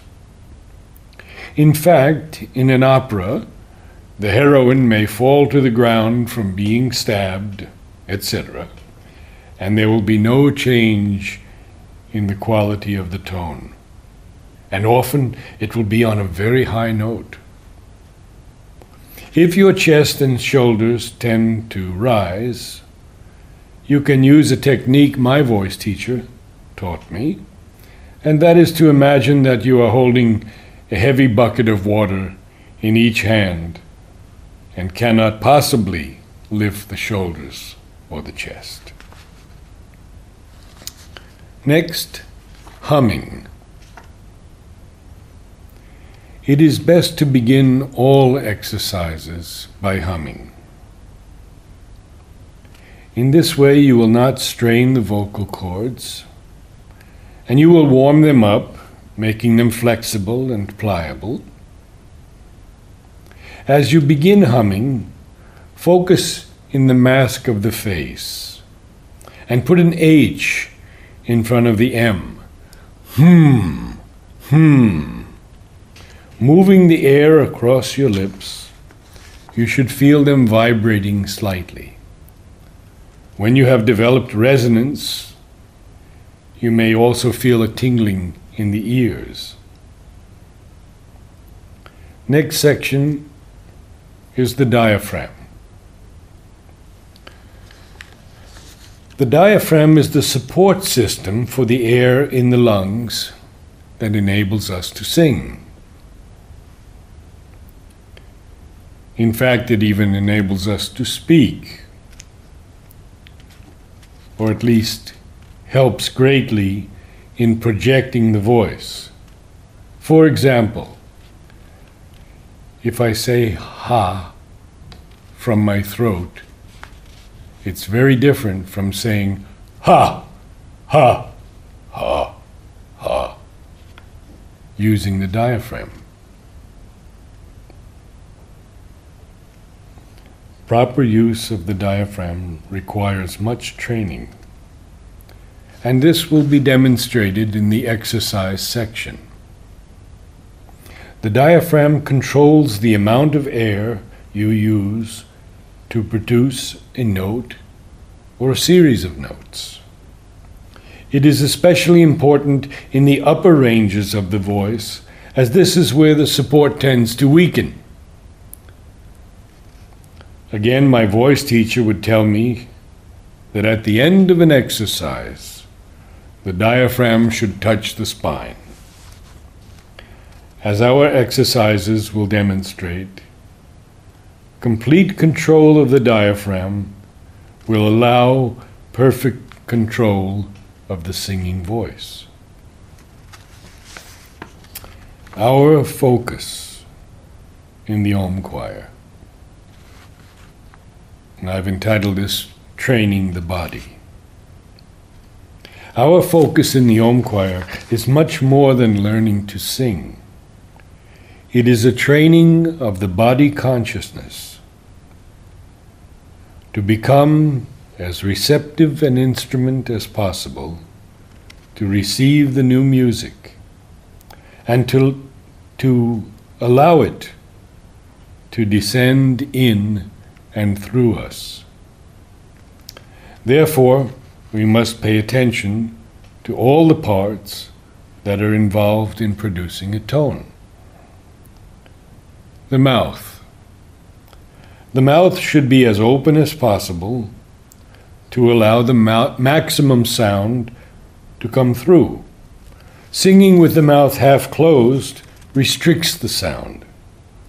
If you open the mouth fully, you will notice that twice the sound is produced with no more effort. Of course, when we sing lyrics, the mouth has its importance in forming words. And in the Om choir exercises, we will demonstrate how to properly form vowels, and especially how to produce the most beautiful Om possible as our offering. The jaw. The jaw has a mind of its own and will surprise you with its movements. It too must be trained to be motionless in certain exercises, when it usually will move up and down of its own volition. There are two exercises to train the jaw, and both are highly effective. I combine here the jaw and the mouth. because we tend to speak like this and we don't really project, we don't develop the resonance that is possible with the use of the diaphragm. So to open the mouth, we have a 3-finger exercise, which is this. And I guarantee that you'll keep it open because you won't bite your fingers off. Or this. If you practice that, even if it's a bit difficult, you will find sound just emanating from you with beauty and force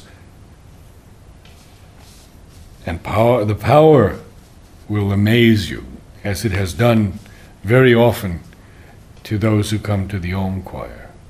The tongue. When singing vowel sounds, the tip of the tongue should rest lightly against the back of the lower teeth. The tongue, too, needs to be trained, because if it curls in the mouth, it blocks at least half the sound. But if it rests lightly, the tip against the lower teeth, it's out of the way.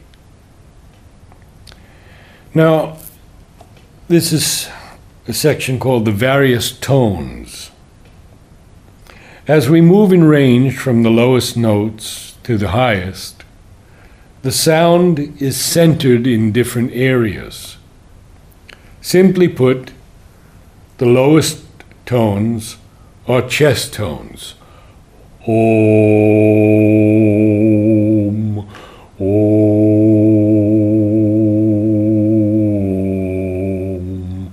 Om.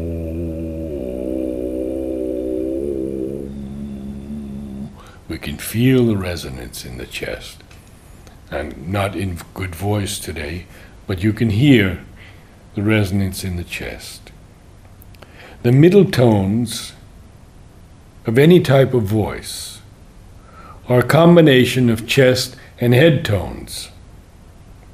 And the highest notes that we sing are primarily head tones created in the head.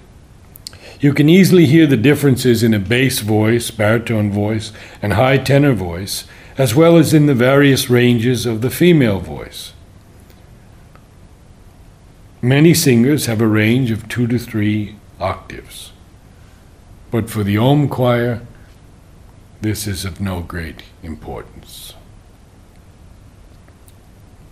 Producing a tone is the last section today. After warming up by humming, there are numerous exercises we will demonstrate to achieve flexibility and increase the range of the voice without forcing.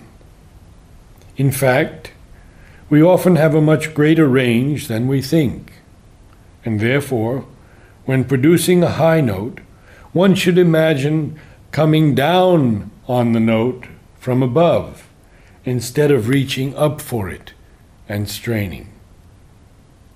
So in the next section, we'll demonstrate the different exercises with using different voices, female and male voices.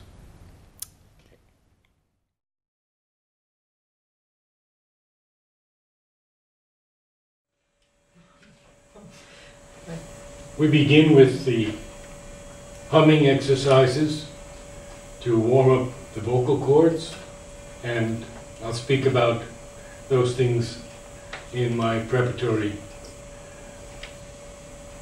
work, but let's begin on the hum with an H in front of the M.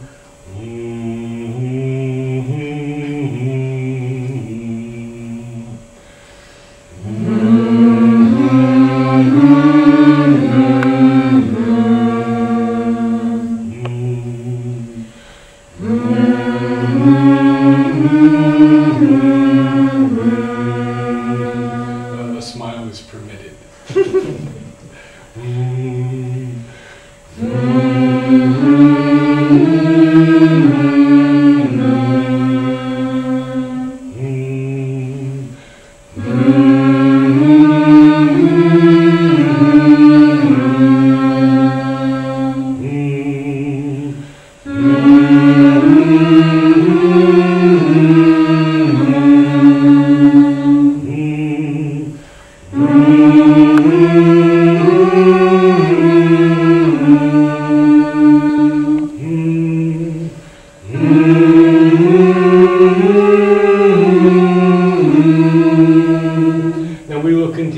Exercises normally to stretch the voice, to increase its range, and so we'll go as high as we can go without straining, beginning as low as we can go.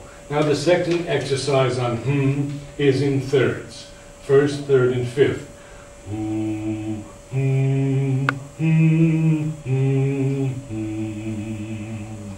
we can do it a little faster also.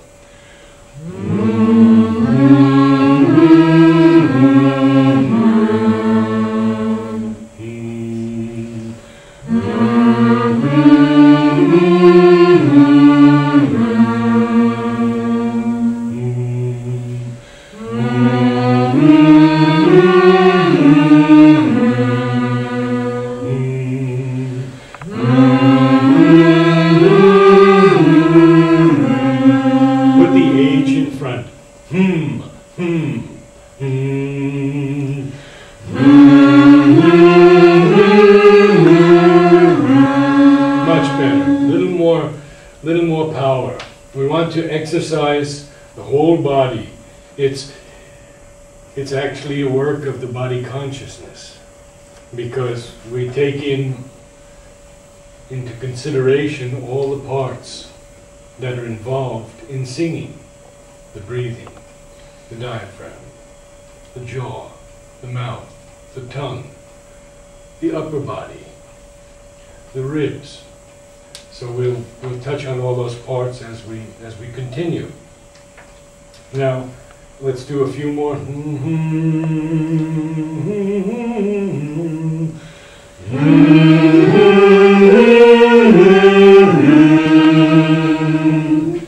Yes, put all of your consciousness even into that hum.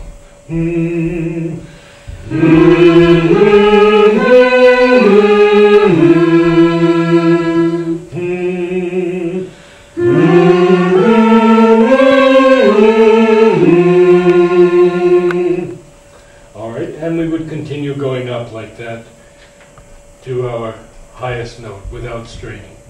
The third exercise on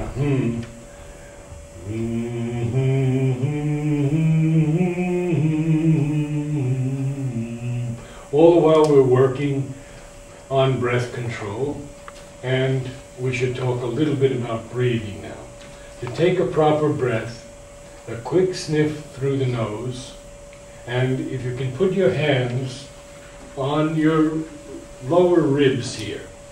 And what you will feel, if you take it properly, is the lower three ribs will go out and the diaphragm will expand, like the belly.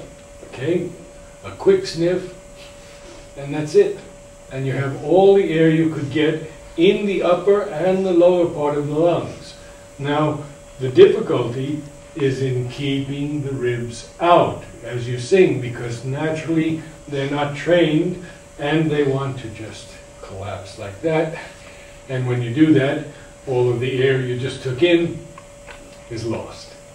So to try to hold the ribs out, then we begin to use the diaphragm to support the air column in the lungs so that we can sing. And the better the support and the more you use the diaphragm, and we'll have some exercises on that, the better your voice will become, because nothing will be strained in this area. Everything will be done from here. And if you look at any great singer, you'll never see stress in the upper body. You'll also never see them taking a breath like that, because a breath like that, let's say you're a runner, for example, you only fill half the lung.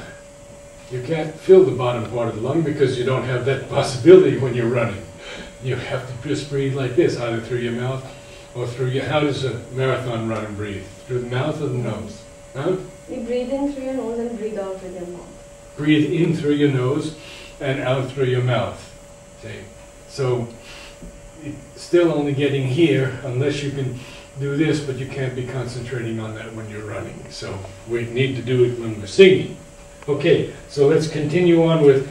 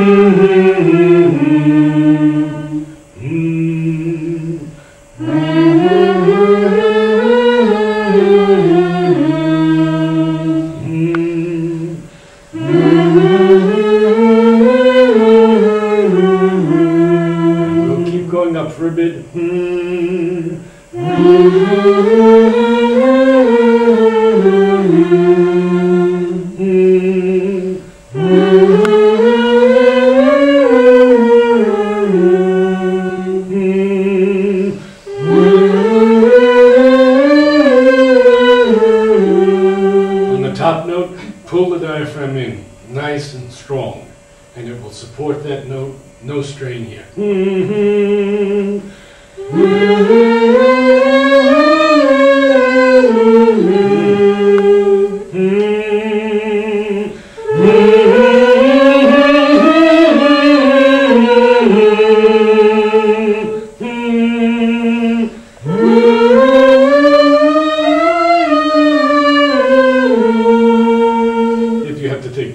Now you can take the octave.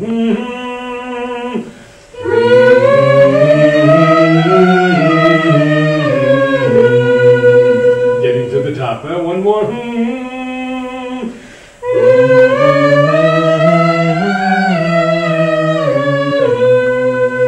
And so we've reached that plateau. But if you continue to do these exercises, you'll see the half step gained here, half step gained down below. The voice, the vocal cords become more flexible, become more pliable, and therefore your range increases with the same quality. That's important. All right, so that's the first three exercises on humming. By now our voice is warmed up, and we'll begin with consonants and vowels. No, no, no, no, no, no, no, no, no. And it's important because this is actually the O sound for Om.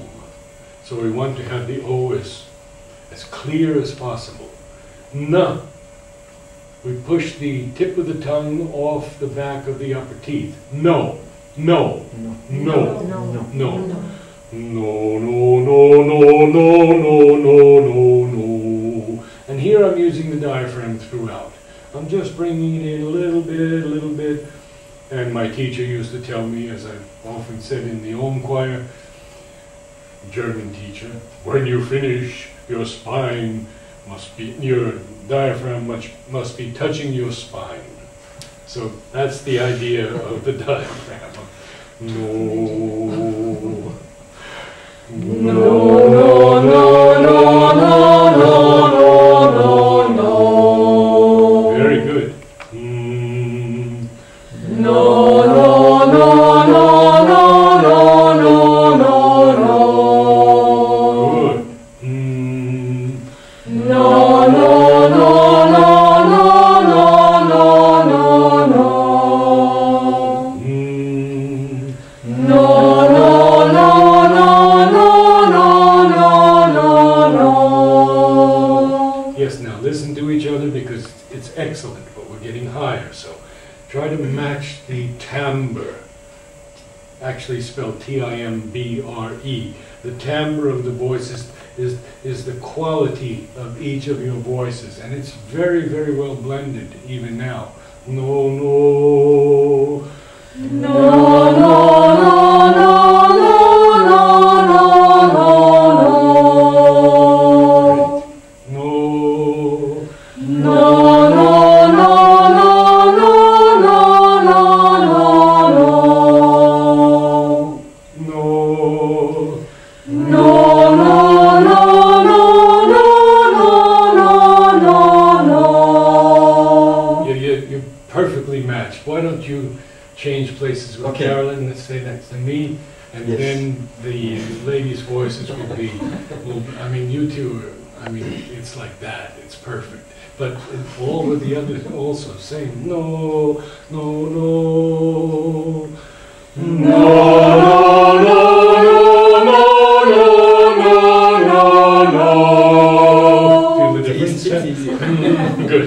No, no, no, no, no, no, no, no, no, no.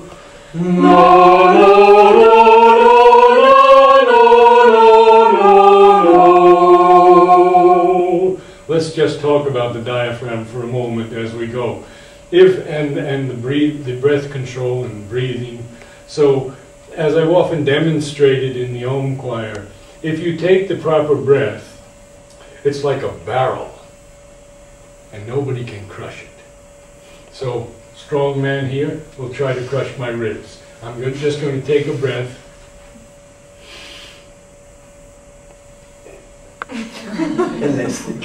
Try it from the front. With the diaphragm? No, try to crush it from the front so everybody can see that you're really working. Yeah. See, now anyone can do that, and nobody can crush your, because there's a balloon in there. That's the air filling the lungs, and it's pushing out the ribs, and nobody can crush that balloon. Try it with each other, and you'll be amazed. Try it with each other. Quick sniff, quick sniff.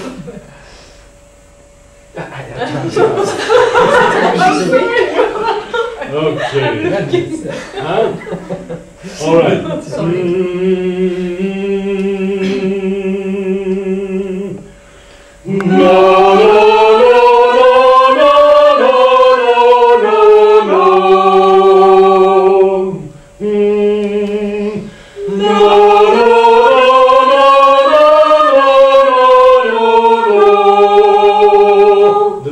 With the diaphragm.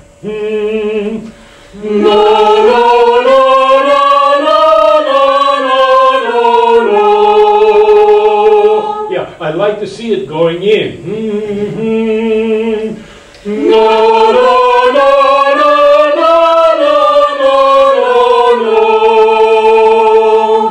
And we could go a little higher, but we have a lot of exercises today, so we won't go higher for now. Now we do the same thing on wold, but on thirds, and repeat twice. Here's the exercise. Vo, vo, vo, vo, vo, vo, vo, vo, vo. And it's a V, V, with the air coming across the lips. Vo, vo, vo, vo, vo, vo, vo, vo. Oh, good, we got some nice low tones. Vo. Vo, vo, vo, vo, vo, vo, vo, vo. Vo, vo, vo,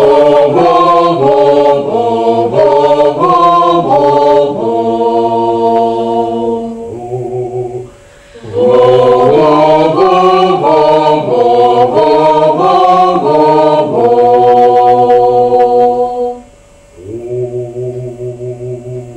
Clear as you can make it, bell-like. Oh. Oh.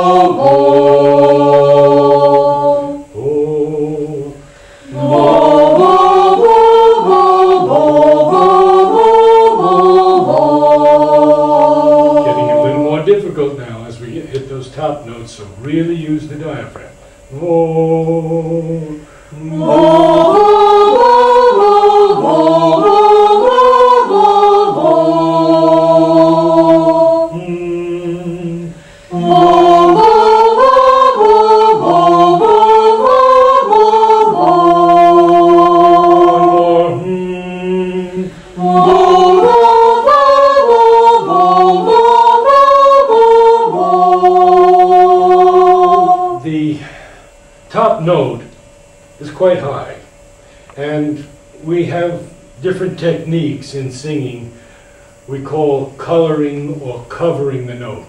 So vo, vo can be done this way. Vo, vo, vo. You see, there are different ways of shading that tone, and you have to find which is the best for you. One can be an open sound, the other can be what we call a covered sound. But we don't want vo. That's the sound we don't want, the white tone we call it, or spread tone. We don't want a spread tone. So we have to always focus the tone properly or cover it. Another thing that is very important is to feel within that you have many more notes above that. And so you're coming down on the note instead of reaching up for it. Okay, that same vo.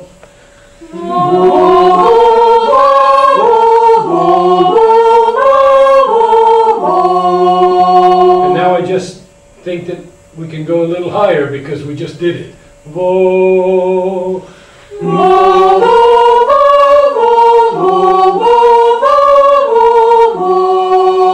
Sure, you still have more vo.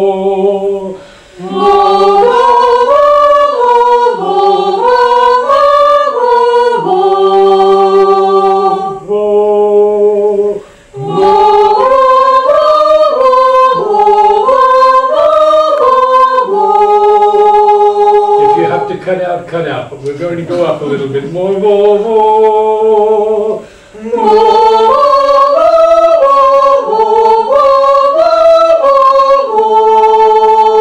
because we have some good sopranos with us today, so we're going a little higher. Vo,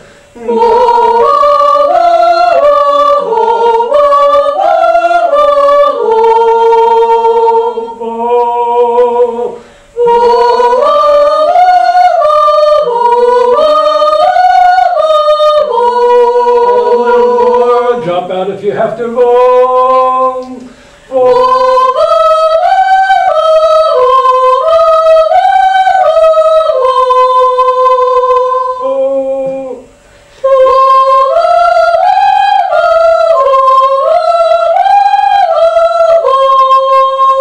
Yes, and I know you could go even higher than that. Wonderful. Okay, now we'll do an exercise that's quite different. Huh? And all of these exercises are designed, and they're centuries old, for proper placement of the voice, to develop resonance, to develop vibrato, and be able to sing vibrato or sing with a straight tone. I guess I should demonstrate that.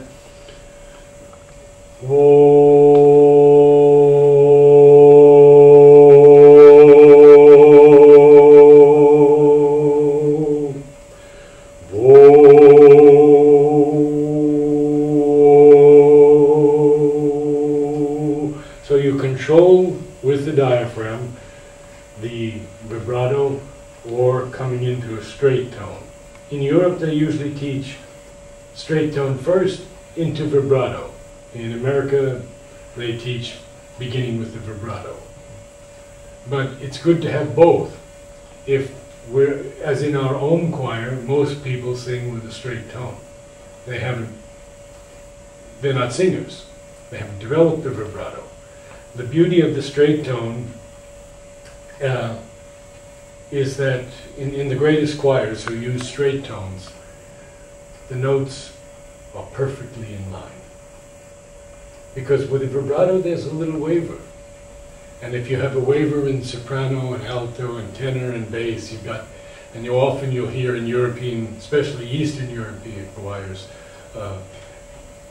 there are other notes coming in with that vibrato. And the older one gets, the vibrato slows down. And so you want to always work with the diaphragm and not have a vibrato that goes, oh. You see, that's what happens if you don't care for the voice. Okay, this exercise, zoom, zoom. You can feel it right here in the front of the mask, zzz, right in the upper front of the mouth, zzz, zoom. Here we go.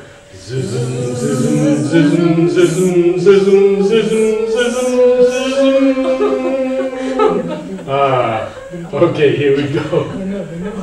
Ready?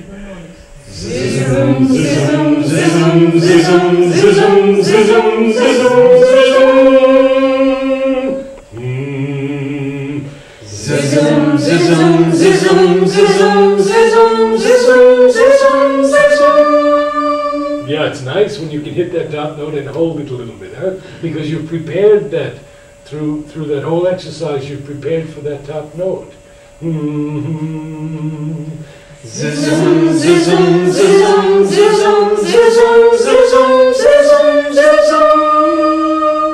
Nice. More zzz.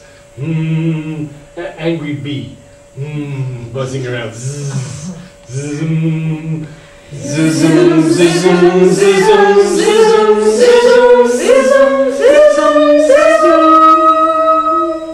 Well, maybe it's a happy bee in the flowers.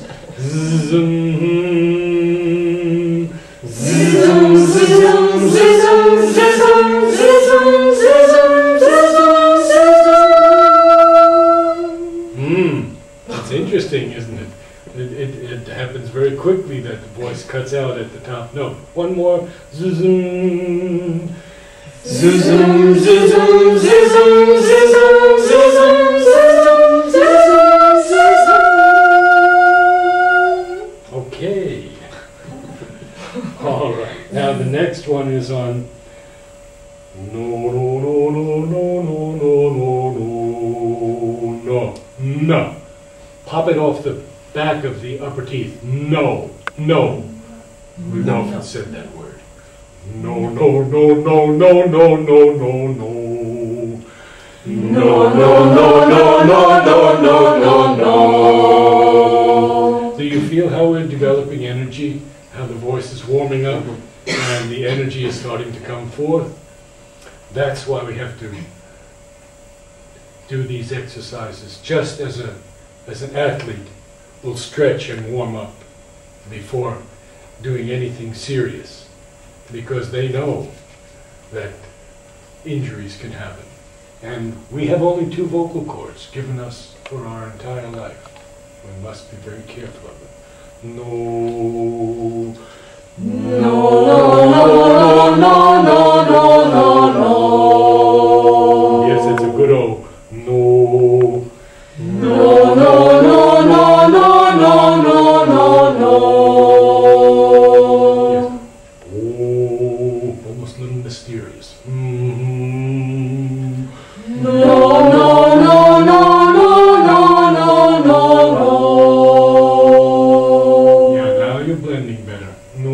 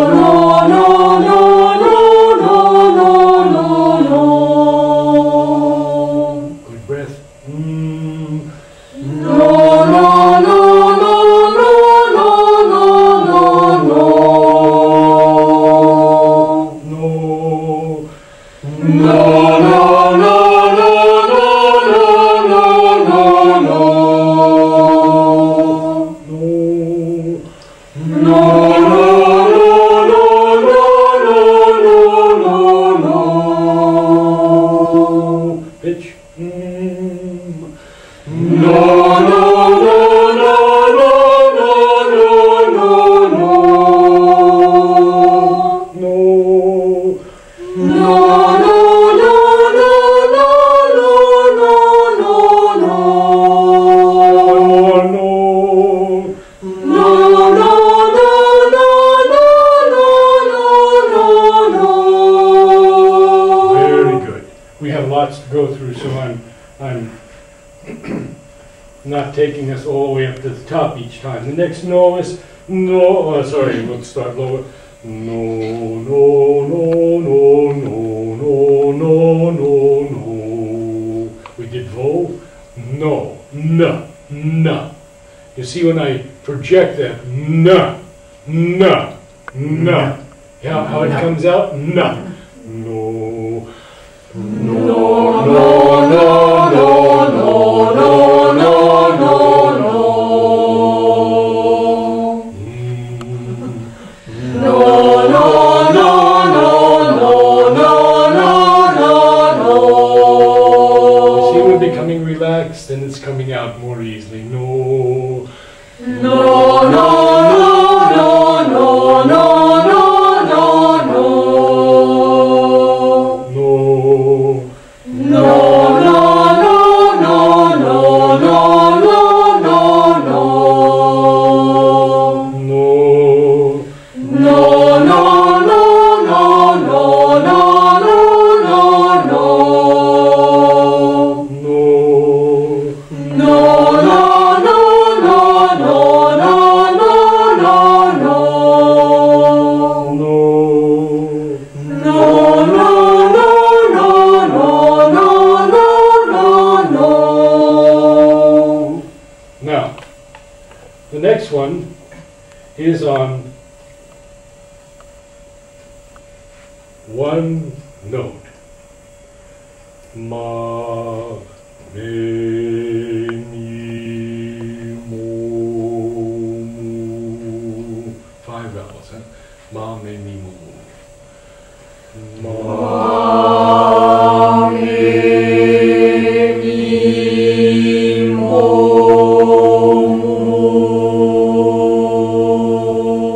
we'll go up in whole steps. Generally, we go up in half steps because it's easier, because as we're stretching and stretching the voice, jumping up a whole step at a time is quite a lot.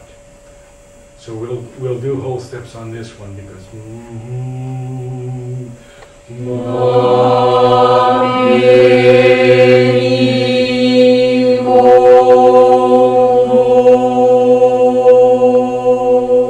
yeah, the oo should be the oo in flute. Flute. Ooh,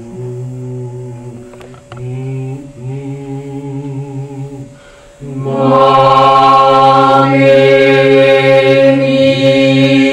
mo.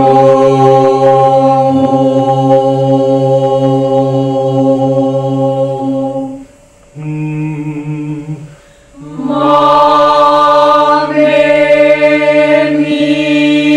mo.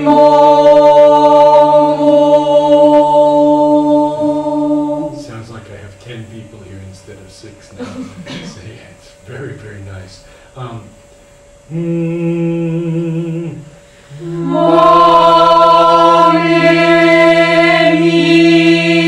mo.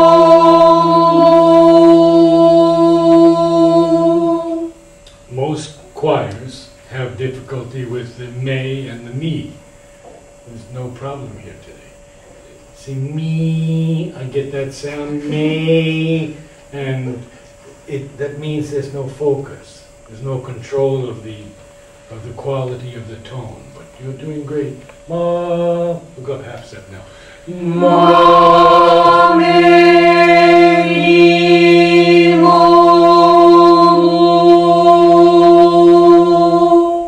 Full step. Ma. Ma, mi, mo.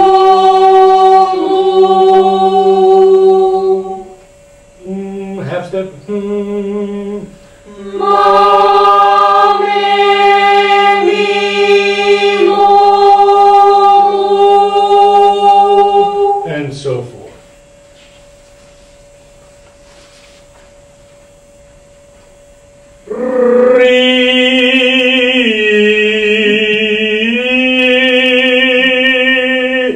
Really have to use the diaphragm on this.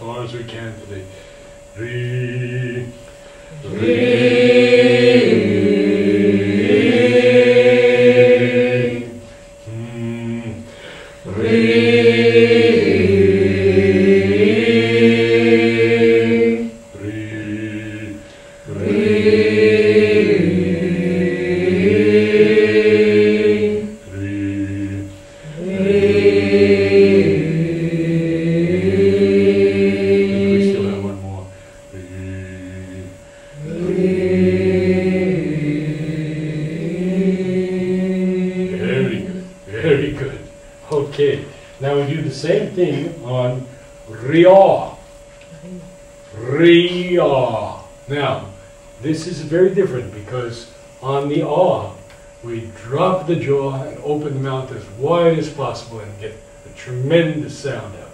Ria, ria, ria, ria, ria. Not so easy. Ria.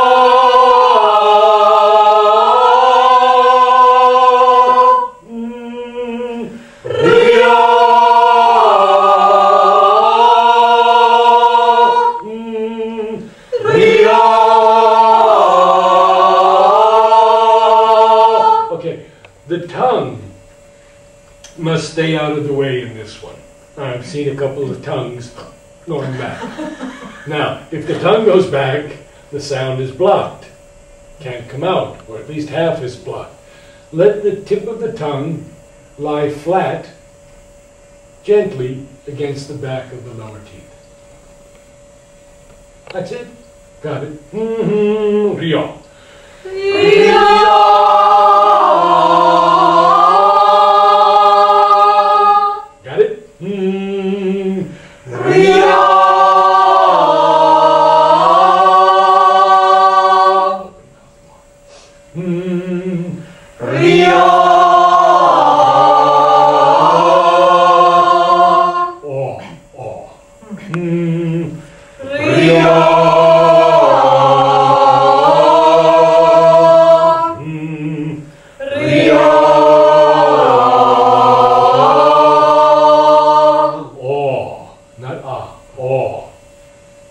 A-H-W. Again.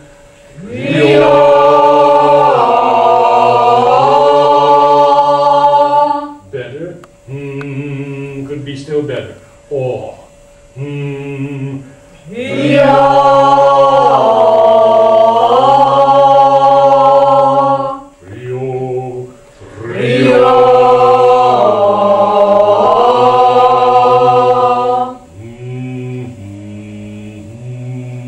again. Ria. Better. Ria.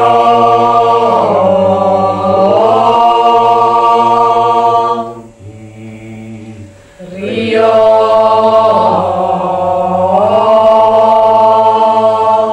Good. I know I'm warmed up. The same thing happens with su. Su. This is for the U vowel. German, it's easy, I think. Su.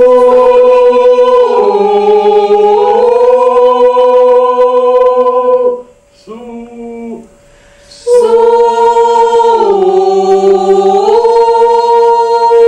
Nice fluty U.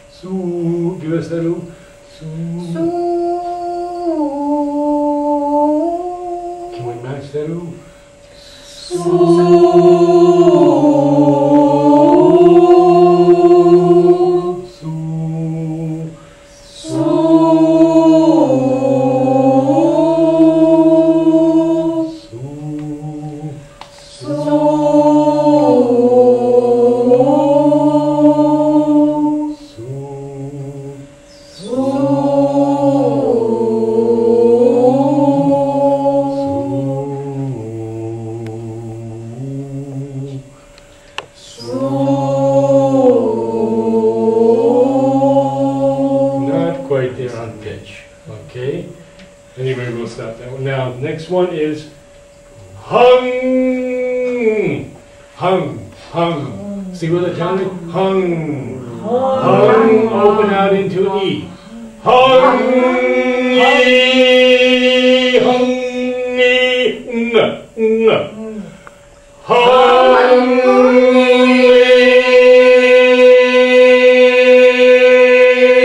See the power it's generating.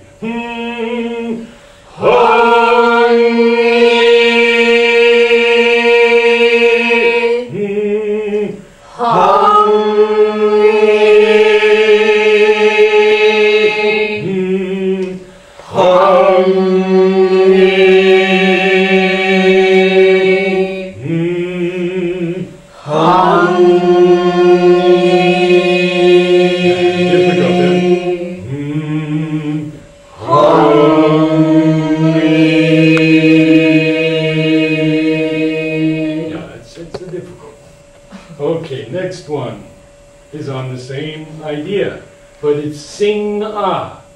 Sing-ah really opens up. Sing, sing-ah.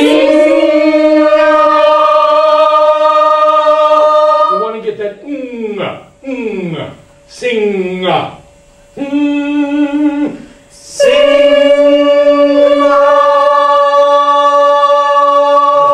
Drop the jaw out of the way.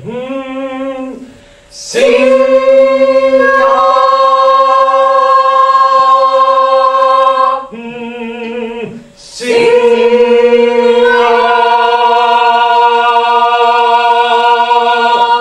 Now the voices are fully warmed up, aren't they? And you just feel it. I mean, it's 10 times the sound as when we started with the same effort.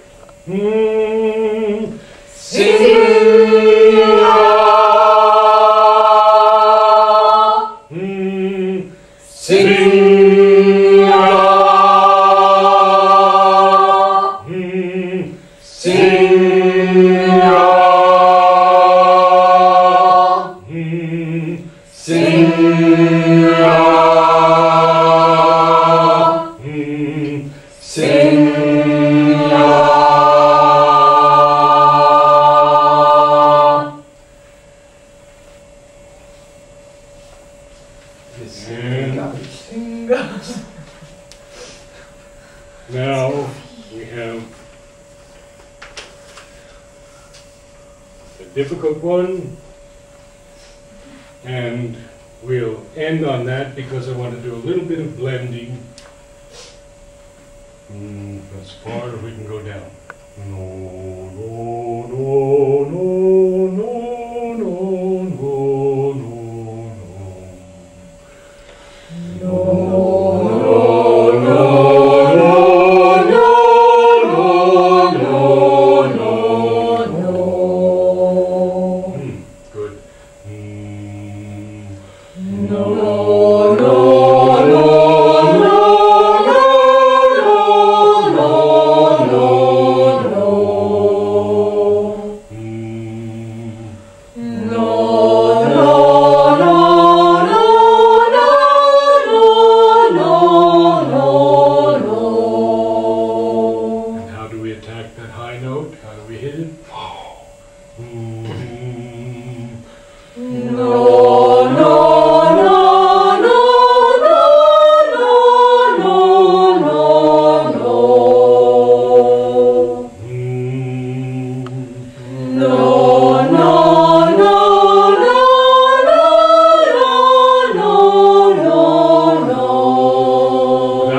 Now, we're going to keep going up. Drop out when you have to. No, no, no.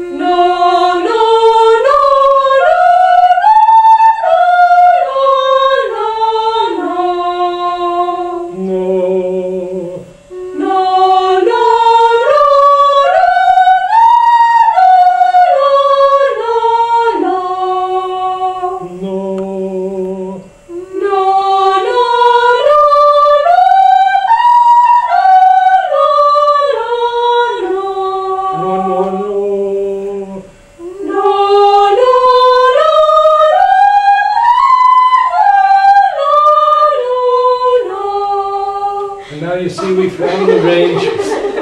We found the range of our voices. Okay, so we have alto, a little higher, mezzo we call it, that has the range of alto and some soprano, and then fairly high soprano, a little bit bigger, higher range, and very high range. Wonderful. Now blending for the last few minutes. So this is going to be difficult because there are only 6 of us. So we'll try just a little bit in the beginning.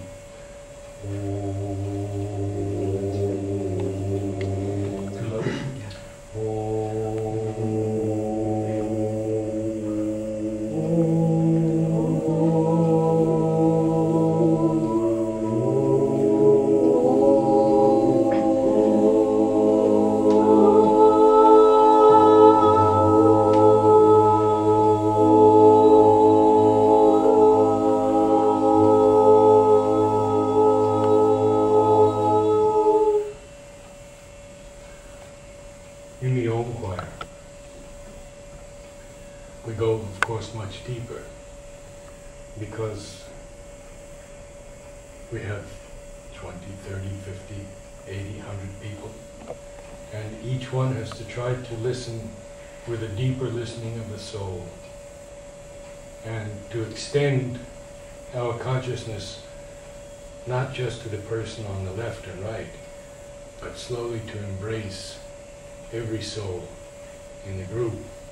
Is a great challenge, but we have done it. And the music is coming down, the new music. And the at this inner unity, this harmony of soul to soul, the more the music will descend. So we begin again.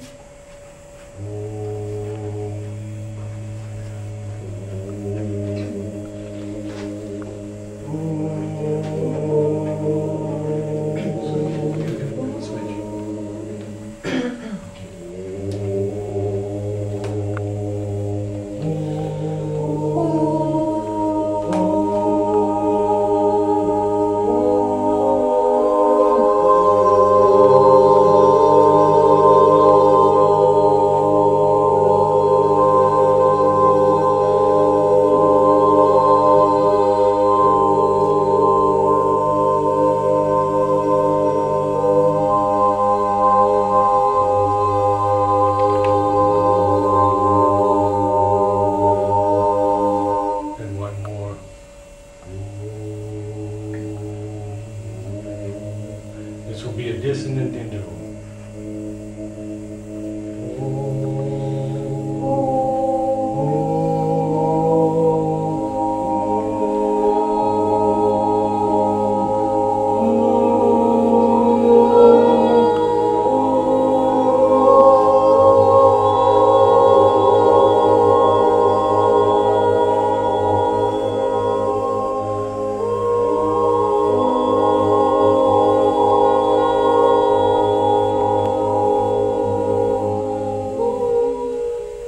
And it seems that,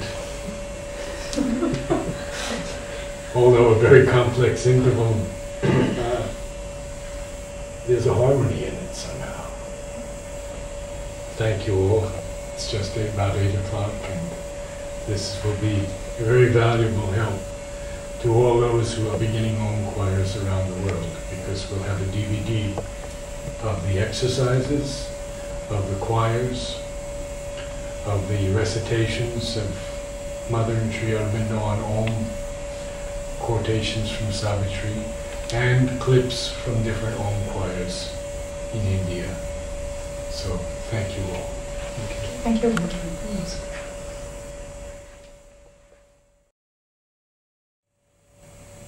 Focus your consciousness on each note. Make every note a prayer, an aspiration to be produced as perfectly as possible, so that our collective soul may rise in the purest aspiration, asking for the new music from the divine to descend in us and through us for the transformation of the earth.